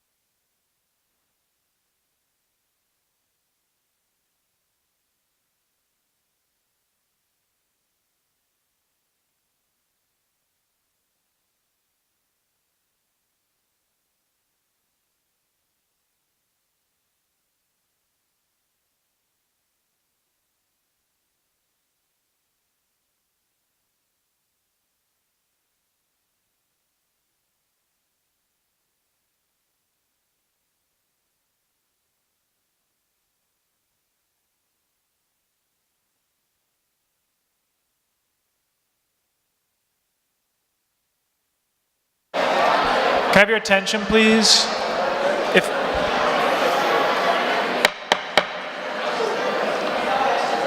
If anyone has trouble coming up here from their seat, please raise your card and we'll have someone come assist you. If you've been sitting and if you have difficulty getting to a ballot, raise your card.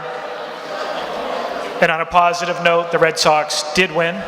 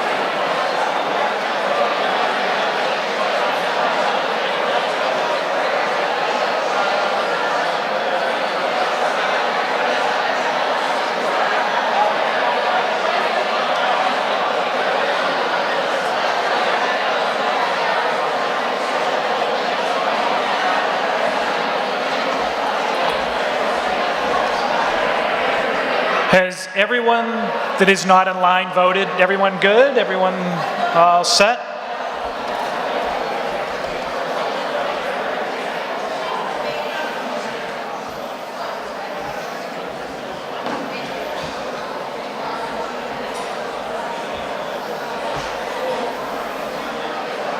Hey, Bill.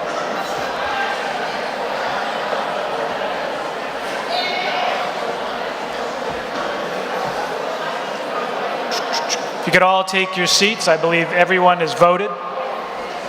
Ballots are gone.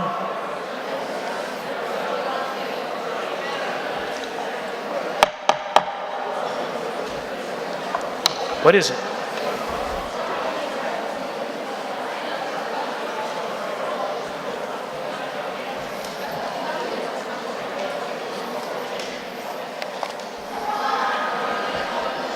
Lisa.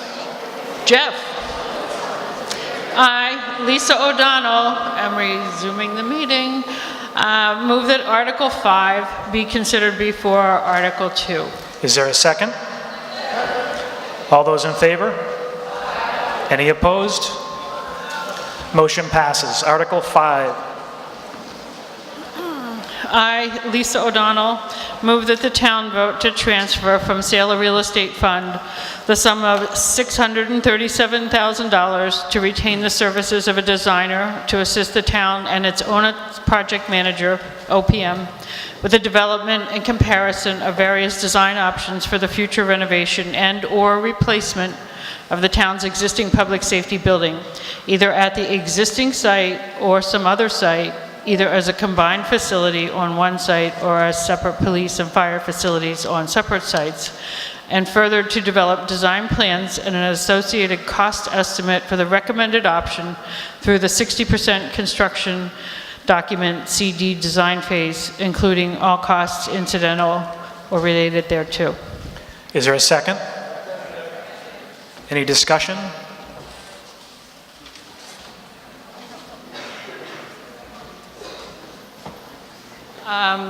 Briefly, this is the next step in addressing the public safety needs. We had the special town meeting in August where we selected an owner's project manager. The owner's project manager has helped us with the process of identifying an architect. We have an architect on board. The gentlemen are here tonight if anyone has any questions for either the owner's project manager or the architect that we've selected.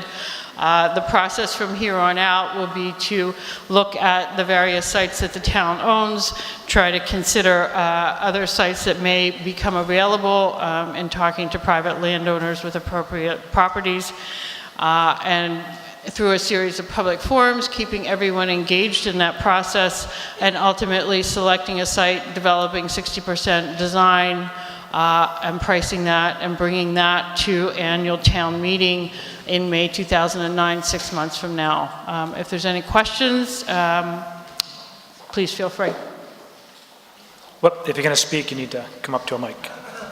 Yes, sir. Sure, can you... Your name? Oh, sorry, it's Chuck Howe, I live on Southern Ave.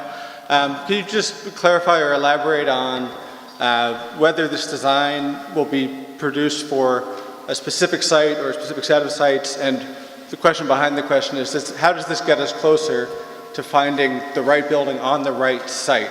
I imagine that the thinking has gone into that. I would just appreciate it if it were explained a little bit. We have 3 town-owned sites. One is the existing site where the building is now. We have the Memorial Park site, and we have a piece of property on John Wise Avenue that's adjacent to the cemetery. Those 2 properties are under the care and custody of the Department of Public Works, who has offered them for the use of public safety should either of those sites be selected. We have the existing building that could be renovated or could be replaced.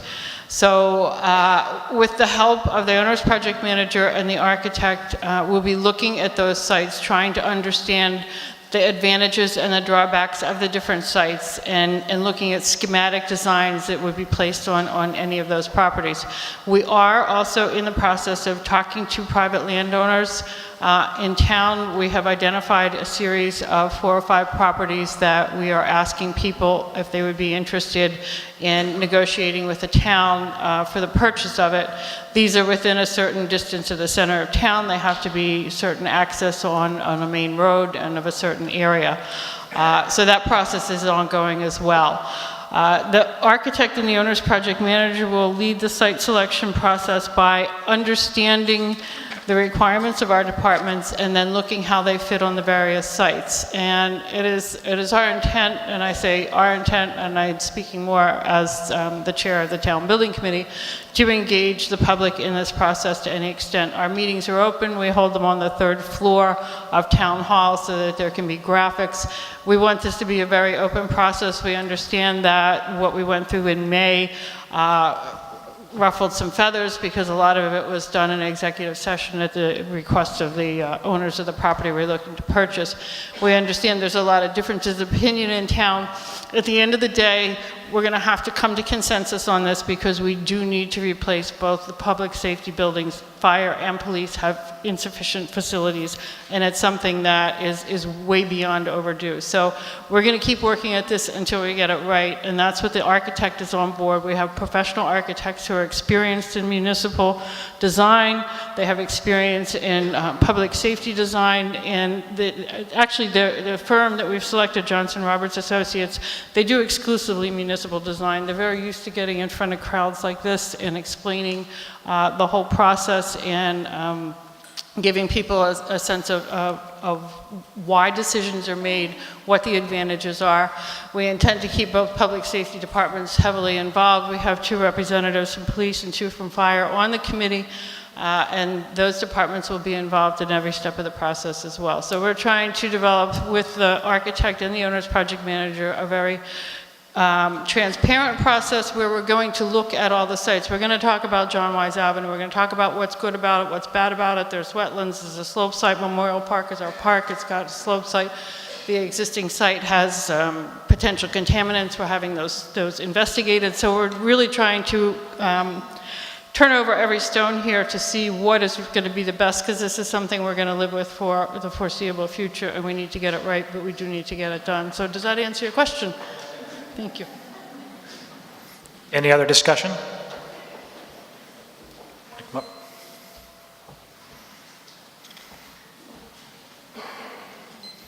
I'm 56 years old. I was on the Board of Selectmen at the age of 21, one of the youngest in the state at the time.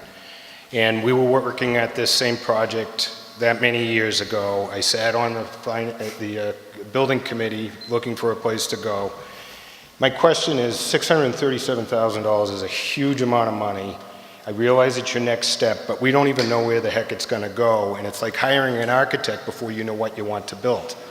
You have to know what you want before you can tell people what it's going to be. My major question is, in the past 35 years, how much money has Essex expended on this public safety building?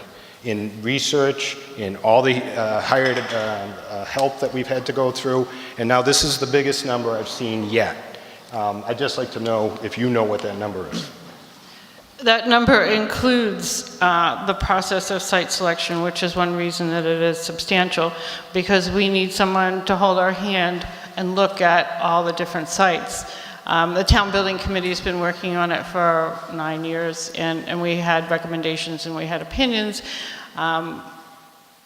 How's a nice way to say people don't trust us to make the decision? We need professionals. People seem to want professionals to tell them what are the best options. And so we have those people on board now who are going to look at these sites and have the professional expertise to evaluate the consequences of the different sites. So yes, it costs more.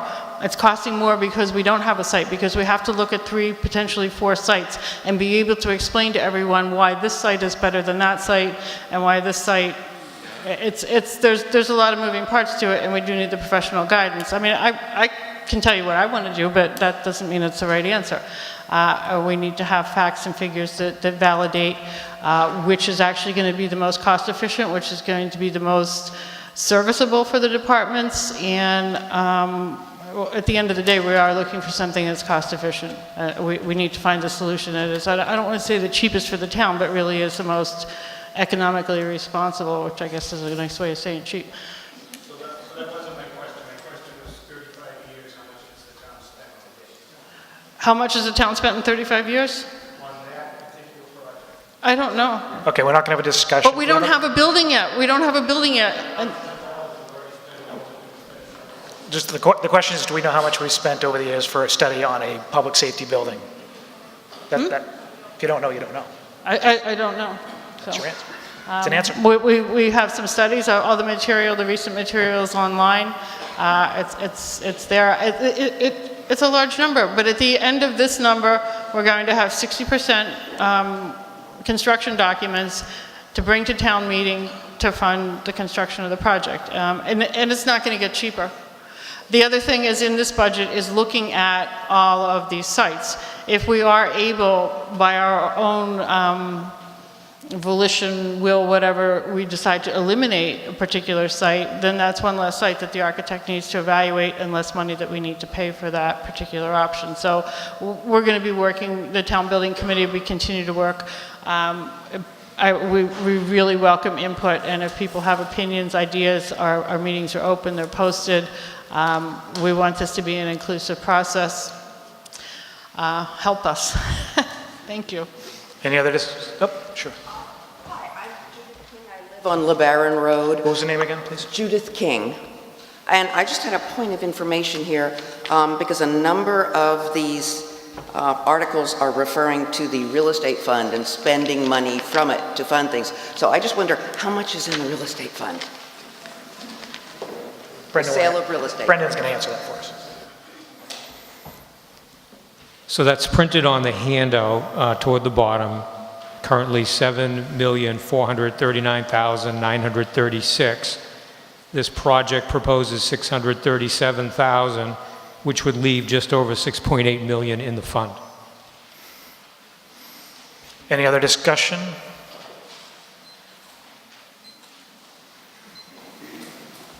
George Harvey, Pond Street. Does this motion preclude the idea of having a public safety building on each side of the causeway, which would serve to our benefit, I would think, when the causeway floods and if we have a problem in Apple Street?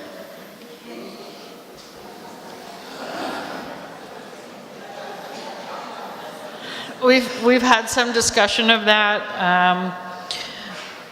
That means building more buildings, which costs more. And I don't know, Dan, if you want to say anything to that. It's not something that we wouldn't not consider. So far, it hasn't surfaced as being one of the most economical solutions yet. Should something, like I said, we're talking to private property owners or something like that came forward, we are looking at trying to economize, and to the extent that we can build a single building or build a building and renovate one, we'll be looking at options like that. So I understand your concern. When we know that when the flood tides are going to close the causeway, the department puts emergency vehicles on each side of the causeway as well as personnel so that we do have access to both sides of town. Doesn't answer the question. Does the motion preclude that discussion? No. No, but this motion does not preclude any discussions. It's $637,000 to talk about everything. Thank you. You have a question? Has consideration been given to... Name and address, please. Tom Ellsworth, Belcher Street. Has consideration been given to regionalizing our police department with Manchester, thus not having to build maybe any building, because certainly if the police department was joint ventured, we'd have the existing building for the fire department? We have just started regionalization talks with Manchester, and we have nothing specific in mind. Both Manchester and Essex Boards of Selectmen and Finance Committees are very cognizant of the fact that we need to keep costs down. To that extent, our boards are going to sit down together and talk about what options may or may not exist. We don't know how realistic any of it will be, but we're going to have the conversation because it's one that needs to be had. And we need to explore what options would benefit both towns. So in regionalizing, like in this school, it has to be a benefit to both towns to be able to regionalize a particular service. So we're going to walk through those scenarios. We've talked about it with the departments. And it's not just police and fire. We're going to be looking at all across all town boards to see what may or may not benefit both towns economically as far as regionalization goes. So those talks are going to be held. Any other discussion? All those in favor of Article 5, please say aye. Aye. All those opposed? Majority vote passes. Article 2. Mr. DeWitt now.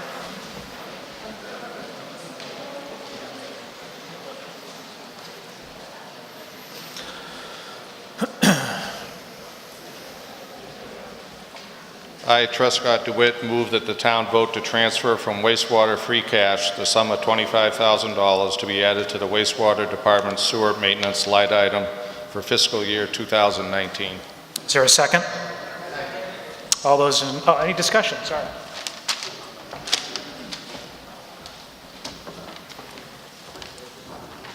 These funds will be used for costs associated with routine maintenance such as homeowner grinder pumps, lift stations, and other maintenance on the wastewater collection system. They will also be for mandated new regulatory compliance to investigate the failures in the sewer system that have occurred along the causeway, as well as infiltration and inflow in the sewer system. Any other discussion? All those in favor of Article 2, please say aye. Aye. All those opposed? Unanimous. Article 3.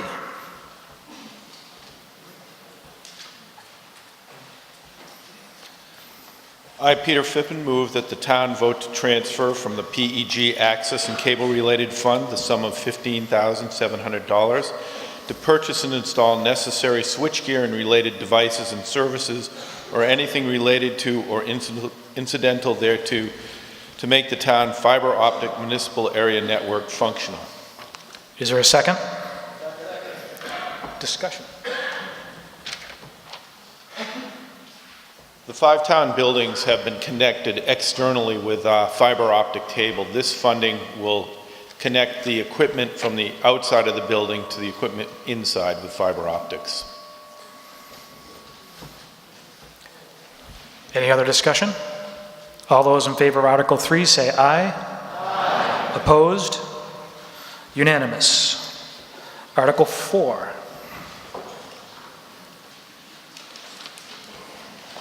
I, Susan Gould Coviello, move that the town vote to transfer from free cash the sum of $7,000 to contract for senior citizens transportation services. Is there a second? Discussion.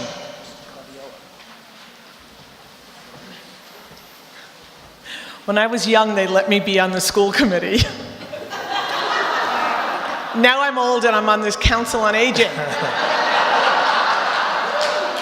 And I'm not the youngest person, though, I will say that. Michelle French is the chair, and she's doing a great job. So here I am to talk about, and by the way, those committee meetings are the best committee meetings I've ever been to. They're adorable. So our van broke. I don't know if anybody knows that we don't have a van anymore.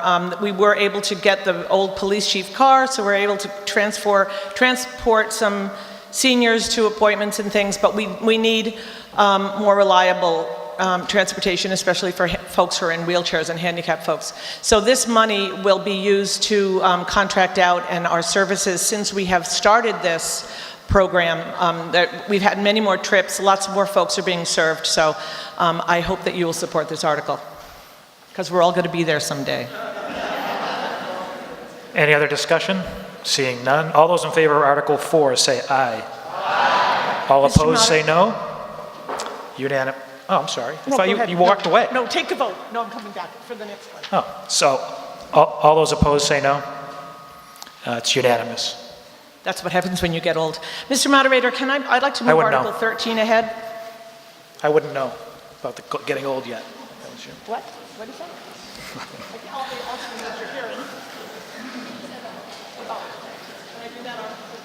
Which one?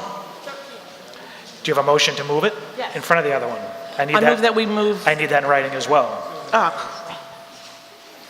She is getting older.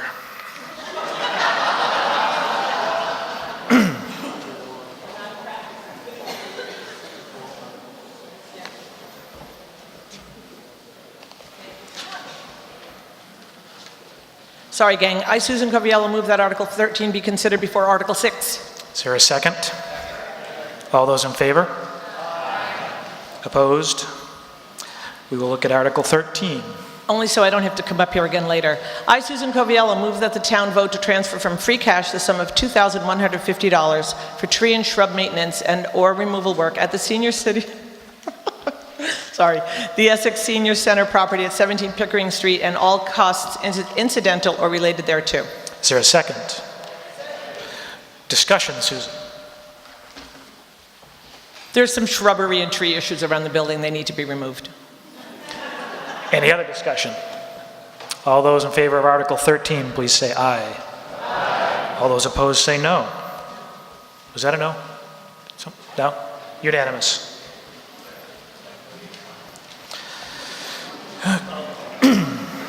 Okay, Article 6.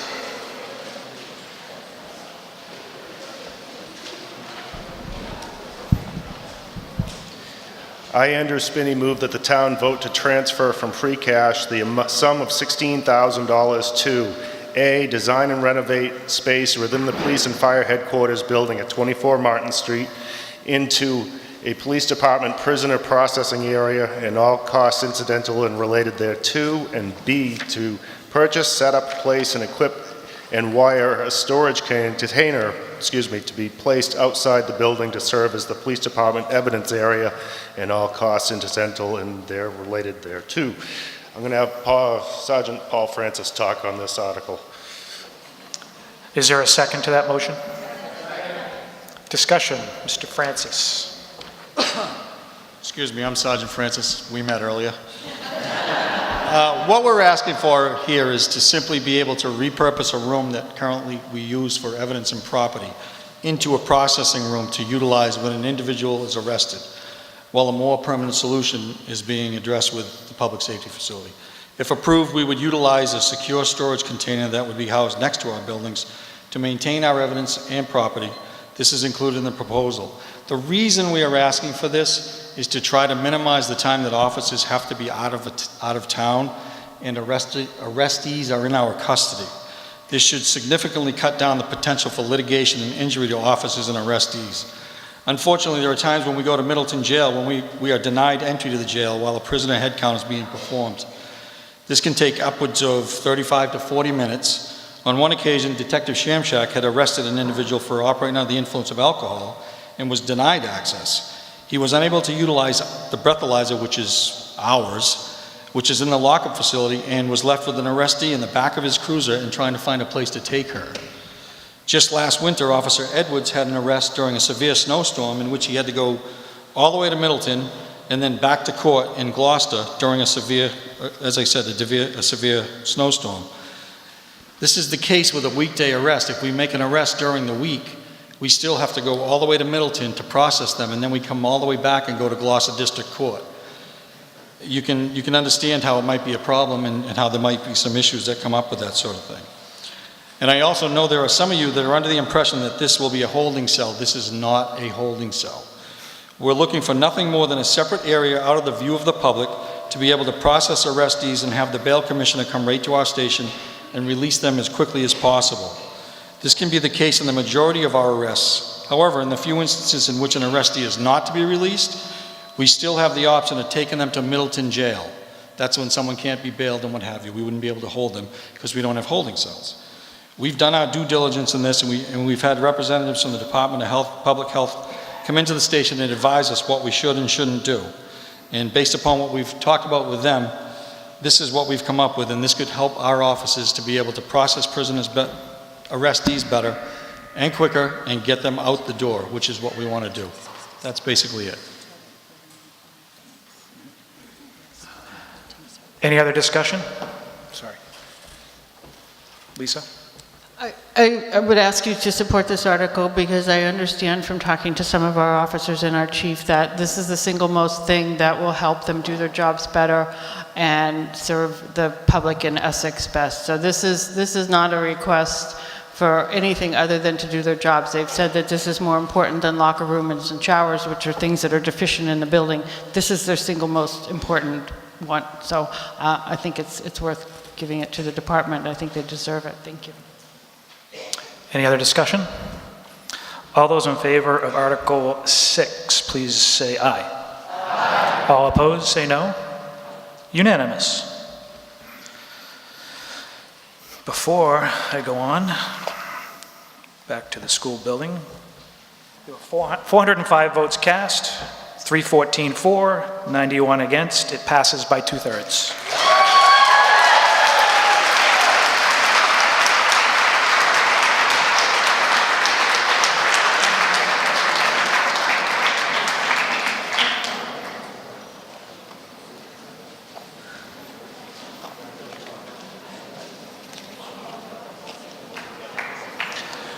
We are now, I believe, at Article 8. We jumped around a bit, but I think Article 8, Lisa O'Donnell.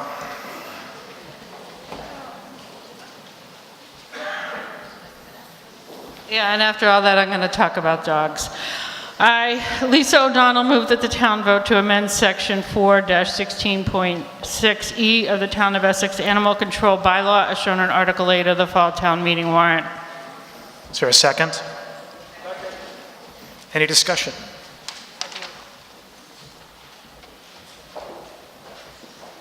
Our animal control officer couldn't be here this evening, but what this article asks for is to start charging a late fee immediately after licenses are due, instead of giving people a 90-day grace period. So our licenses are due, I think, on the end of March, and for another 90 days, people aren't charged the late fee penalty.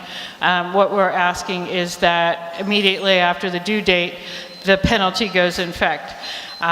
What Amy has to say on this is that most other towns start charging the day after the licenses are late, and we should too. It is in fact late, and she does not see the point of giving people an extra 90 days. They have an entire year to register the dog, and from a health standpoint, this gives her a better ability to police the dogs, because with this 90-day window, there's dogs who are not registered and she doesn't necessarily know and may not be properly vaccinated. So this is a better way to be able to control that. So this just brings us consistent with other towns. Any other discussion? All those in favor of Article 8 say aye. Aye. All opposed, no. Passes majority. Article 9, Mr. Phippen.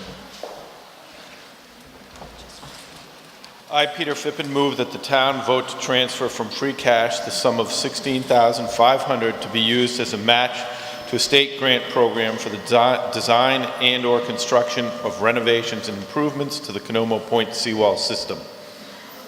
Is there a second? Thank you. Before I ask for discussion, before everyone leaves, we got to remember that article did pass. There is a second vote, November 6th, at the ballot for that school vote. Just keep everyone aware of that. Peter? So the town applied for a grant to assess the seawalls at Canomo Point. This money will be used as match for that grant. We've petitioned the state to accept work that was done on the Canomo Point repairs this early winter or early spring to count as that match. They're still determining whether or not that will happen. So if it doesn't, this funding will be used in that case. If it does, then we will be using this funding for subsequent grant to this program to actually repair some of the seawalls. Any other discussion? Having none, all those in favor of Article 9, please say aye. Aye. Opposed? Passes by majority. Article 10.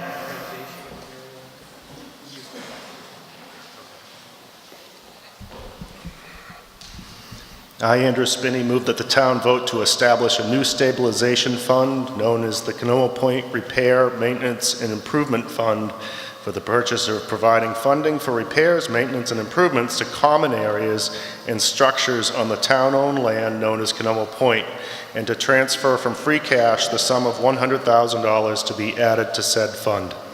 Is there a second? Discussion. This does require a 2/3 vote because it's setting up a stabilization fund. It's not the funding of it, it's actual setting up the stabilization fund. So that takes a 2/3 vote. This would be used for anything, maintenance of the parks, maintenance of a seawall, anything that fails on our public land down there or it needs to be improved. That's what we'd be dipping into this fund for. Any other discussion?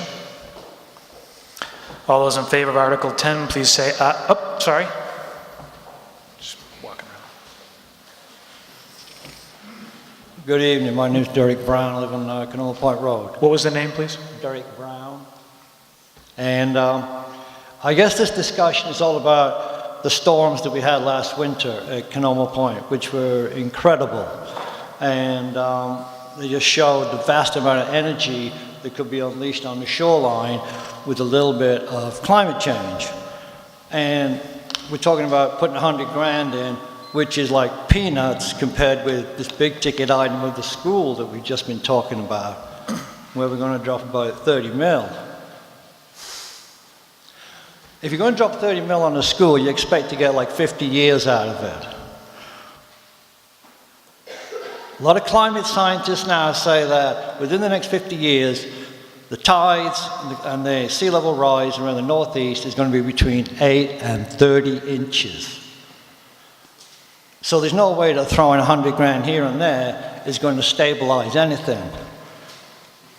I think we have to get used to the idea that within a period of probably 50 years, large areas of the northeast coast are going to be unlivable.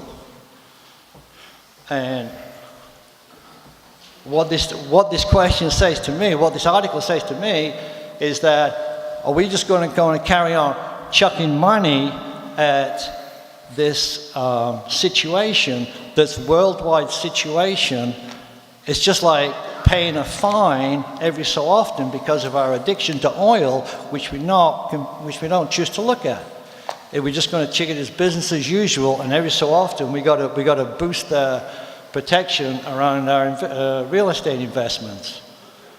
So I'm thinking, with the time that we've got left in this area, maybe we ought to be thinking about working with the natural resources that we do have, like making sure that the marshes are fully functioning, because it's those that are going to protect us from rising tide and from increased storm activity.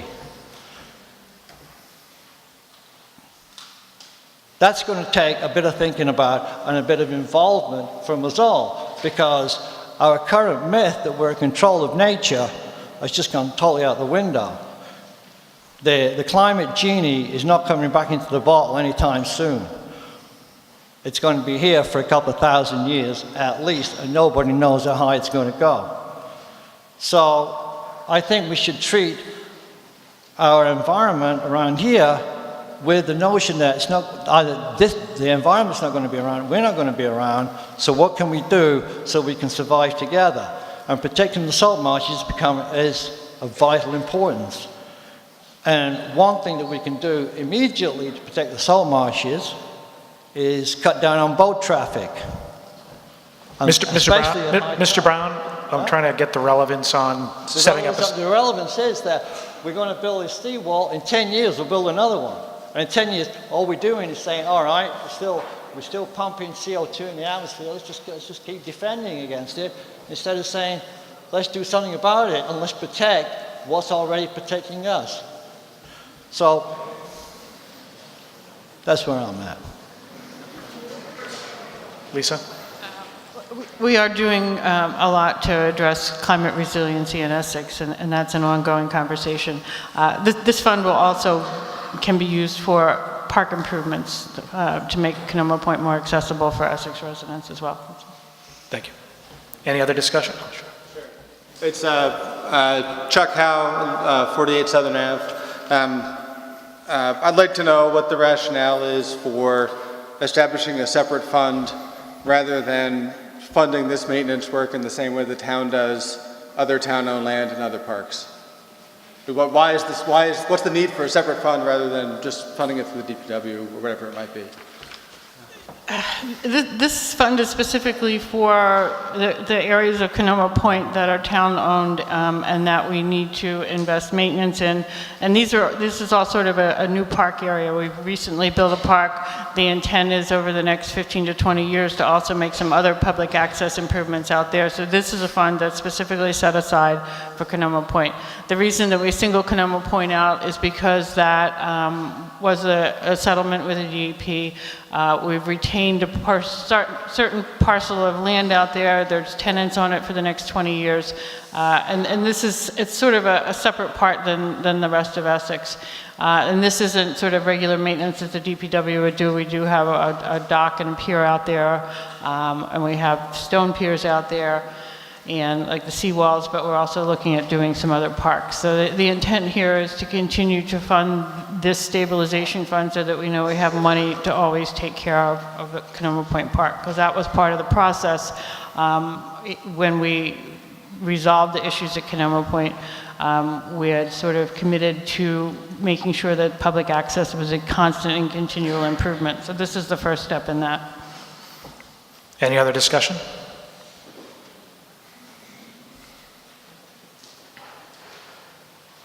Jack Gale, Pond Street. I'd sort of like to have my own stabilization fund of $100,000. And I think it's sort of a dangerous idea to give the town a slush fund like this. Sure, we need to maintain town property at Canoma Point, but they ought to bring the projects to us to be funded one at a time, just like everything else. Thank you. This isn't really a slush fund, because if we want to use this money, we have to ask you again, so that's how it works. Any other discussion? I was already there. All those in favor of Article 10, please by signify saying aye. Aye. All those opposed, say no. No. I need 2/3. I'm in doubt. Can everyone still have their green cards? All those in favor, raise your green card, please.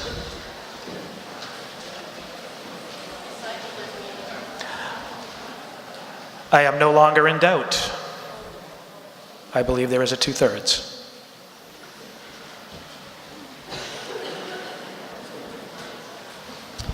I, Lisa O'Donnell, move that Article 12 be considered before Article 11.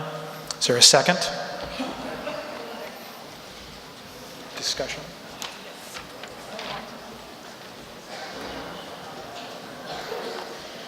We have two articles. Lisa, excuse me, can I just have the planning board give their report first on the article?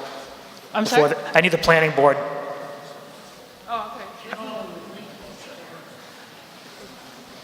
Okay. Yeah, right, yeah, okay. Article 12, I'm sorry. Sure. Go ahead. Sorry, okay. Lisa. I, Lisa O'Donnell, move that the town vote to amend the town's zoning bylaw by revising section 614.3, temporary moratorium on recreational marijuana establishments, by extending the present moratorium as shown in Article 12 of Fall Town Meeting warrant. That extends it to June 30th, 2019. Is there a second? Now can I have the planning board's recommendation? Sorry. Good evening. Wes Burnham, I'm chairman of the planning board. We got a hearing on this, discussed it afterwards. Sorry, I'm suffering from a voice loss too, I apologize. We recommend adopting this to give us 6 more months to be able to look at the regulations that have been put in place and decide whether we need any additional local controls. Any other discussion, Lisa? No? Okay, you just stay. Although this is a 2/3 vote as well. All those in favor of Article 12, please signify by saying aye. Aye. All those opposed, say no. I'm going to declare a 2/3 vote. Article 11. I, Lisa O'Donnell, move to refer Article 11 back to the planning board. Is there a second to that? Any discussion on that?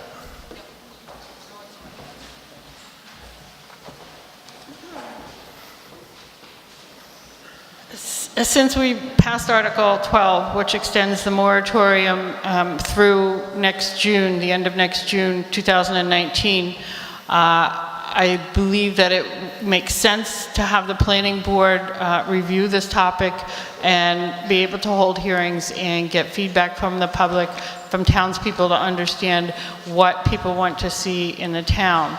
By referring this article back to the planning board, they have the opportunity to have this discussion and to bring forward a recommendation, and we'll be happy to work with them, to May 2019 annual town meeting about how we want to monitor what we want to actually have as far as recreational marijuana facilities in town. So that's the intent of referring it back to the planning board. If anyone's confused about that, I'm going to ask our legal counsel to further explain that if anyone has any doubts about what that all means.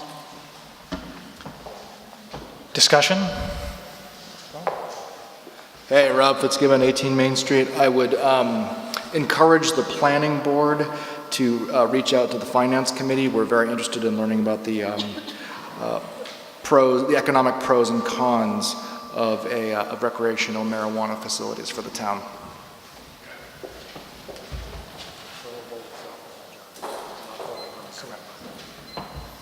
Any other discussion? All those in favor of referring Article 11 back to the planning board, please signify saying aye. Aye. All those opposed? Majority vote, it's fine. Passes. Article 14, Stacy here? Yep. Hello. I, Stacy Capitasto, move that the town vote to transfer from free cash the sum of $440 to be added to the Essex Youth Commission operating budget for the remainder of fiscal year 2019. Is there a second? Discussion. Hi, everybody. We've put the Essex Youth Commission back together. We have 7 members. And this is our first year getting up and running with youth events in Essex. And so the majority of what we've purchased with our operating budget is for things that will be used every year for events. So we are looking for $440 to purchase some soccer nets, pop-up soccer nets basically, and some other equipment to do some sporting events this spring. At the end of our fiscal year, we're coming to in the spring. Thank you. Any other discussion? All those in favor of Article 14, please say aye. Aye. Opposed? Unanimous? Great, thank you.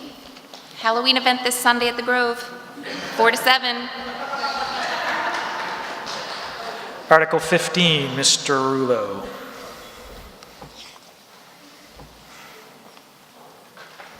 Paul Rulo, DPW Board. I, Paul Rulo, move that Article 15 be indefinitely postponed. Is there a second? All those, discussion?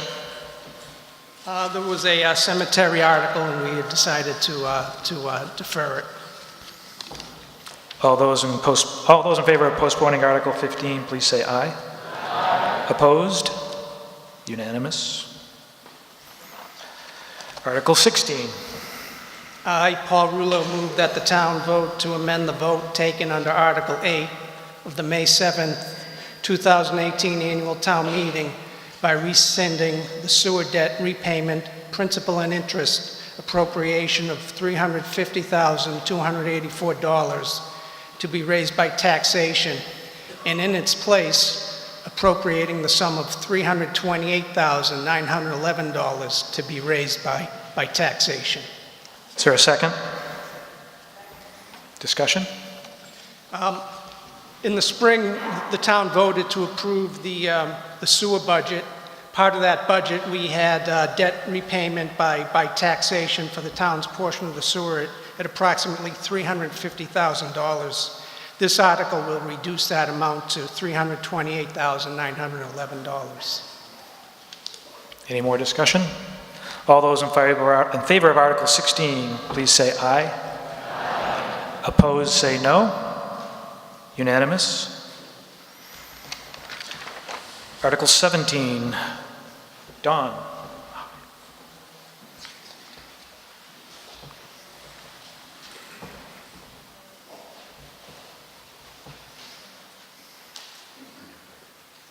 Don Burnham, Conti Road. I, Don Burnham, move that the town vote to transfer from free cash the sum of $10,000 to be added to the bicentennial fund. Is there a second? Discussion. Anyone have any questions? No discussion. All those in favor of Article 17, please say aye. Aye. All those opposed? It's unanimous. Article 18.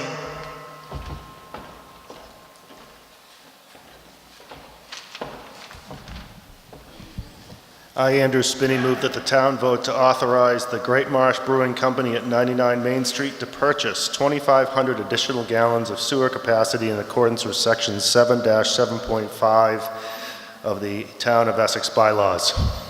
Is there a second? Discussion. I'm going to let him go first. Andrew, you speaking? Yeah. Oh, I'm sorry. Go right ahead. No, you've got the motion, so go ahead. It's a brewery.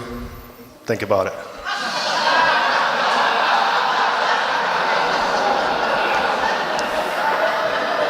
Go ahead. Betsy Ridge Madsen, Sauganese Road. I'm very concerned about the amount of water going into the causeway and would like to hear something about what the provisions are for an area that has flooded at least 3 times this year. And I know we have sewer and other things in place, but I'm really concerned that this is right at the head of the river. I'm not sure of the question. Could somebody please explain what the ramifications are if any of these things should break? Which? We're adding 2,500 gallons. Mr. Moderator, I can help. Sure. Thank you. The sewer line and the water line that would serve this new proposed facility, those lines are already there. So water and sewer are already flowing through them. It's not a new line that would be created because of this facility.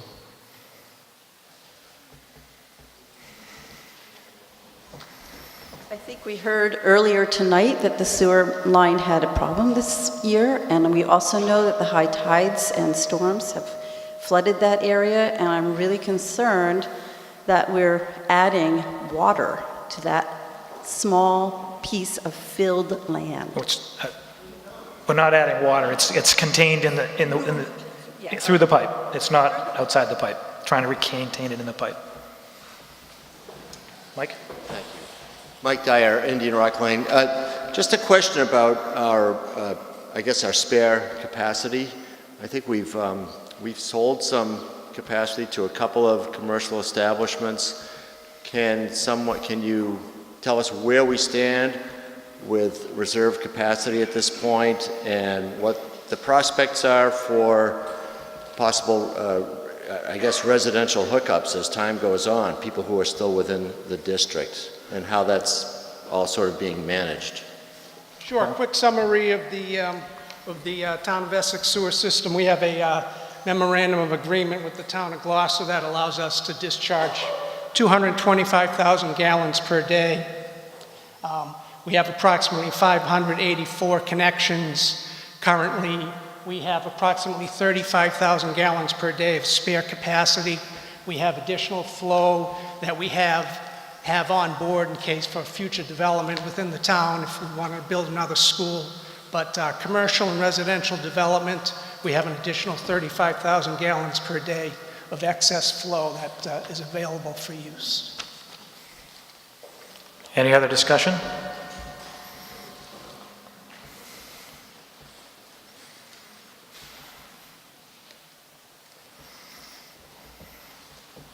Dale Blodgett, Orchard Road.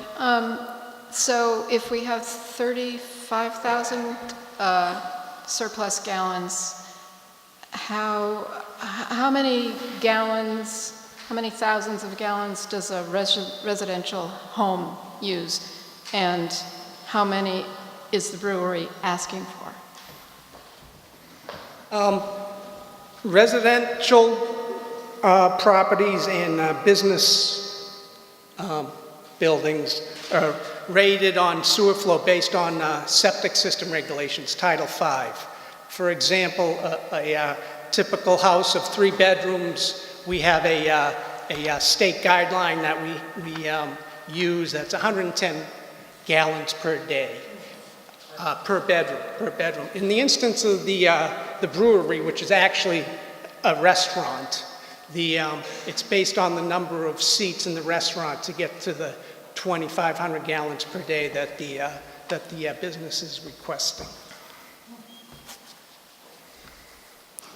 Any other discussion? Want to come up? You got to come up to the mic.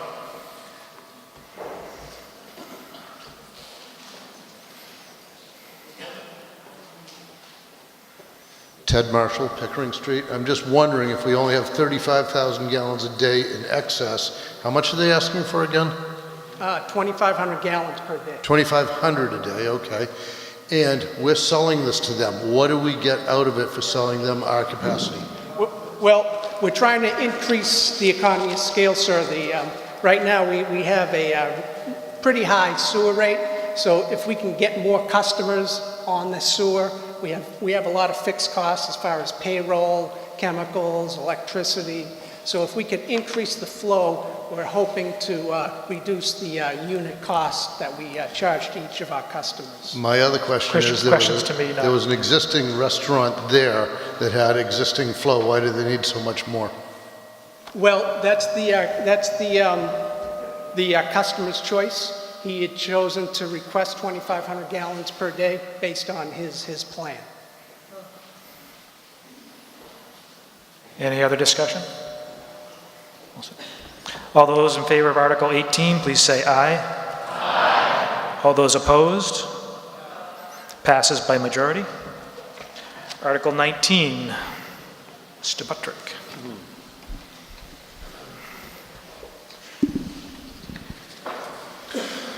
I, Benjamin Buttrick, move that the town vote to transfer from free cash the sum of $200,000 to be added to the town's other post-employment benefits, or OPEB, trust fund. Is there a second? Discussion. Sure. Well, now we get to the really fun stuff. We've talked about breweries and marijuana. Now, this pertains to the town's accruing liability for health care costs of town employees going out over the next 2 to 3 decades. So what this is it's a self-funded liability that we pay over time, and this is the annual contribution to this fund. Do you have that in writing, the motion, or no? Do you have a motion in writing?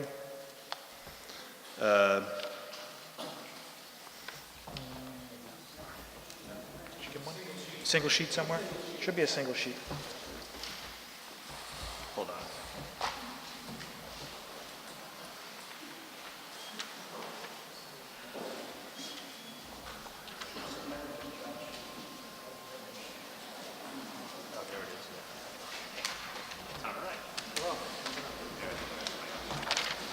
Discussion, you already did the discussion. Any other discussion? All those in favor of Article 19, please say aye. Aye. Opposed? Passes unanimous.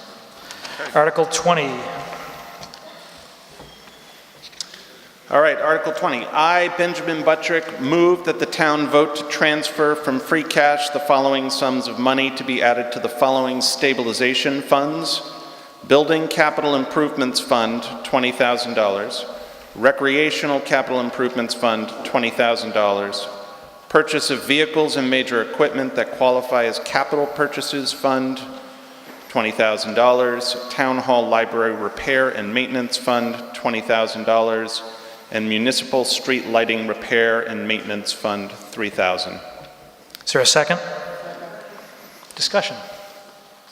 This is essentially the annual topping off of these various funds that cover capital costs of the town.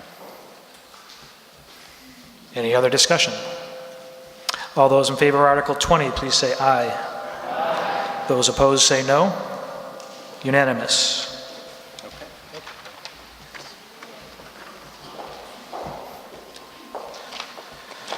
I, Rob Fitzgibbon, move that the town vote to transfer from free cash the sum of $17,000 to replenish the Finance Committee's reserve fund for fiscal year 2018. Is there a second? Any discussion? Similar to the last article, this is an article to top off our reserve fund, which is used for unforeseen or unexpected expenditures. Any other discussion? All those in favor of Article 21, please say aye. Aye. Opposed? Unanimous? Article 22, sorry. Last but not least, I, Michael Flynn, move that the town vote to transfer from free cash flow the sum of $100,000 to be added to the town's stabilization fund. Is there a second? Discussion? This is using some cash flow to basically fund the rainy day fund to make sure we have reserves in the form of when emergencies do come. Okay. Any other discussion? All those in favor of Article 22, please say aye. Aye. Opposed, no. Passes majority. Take a motion to adjourn. It's not debatable. Let's go home.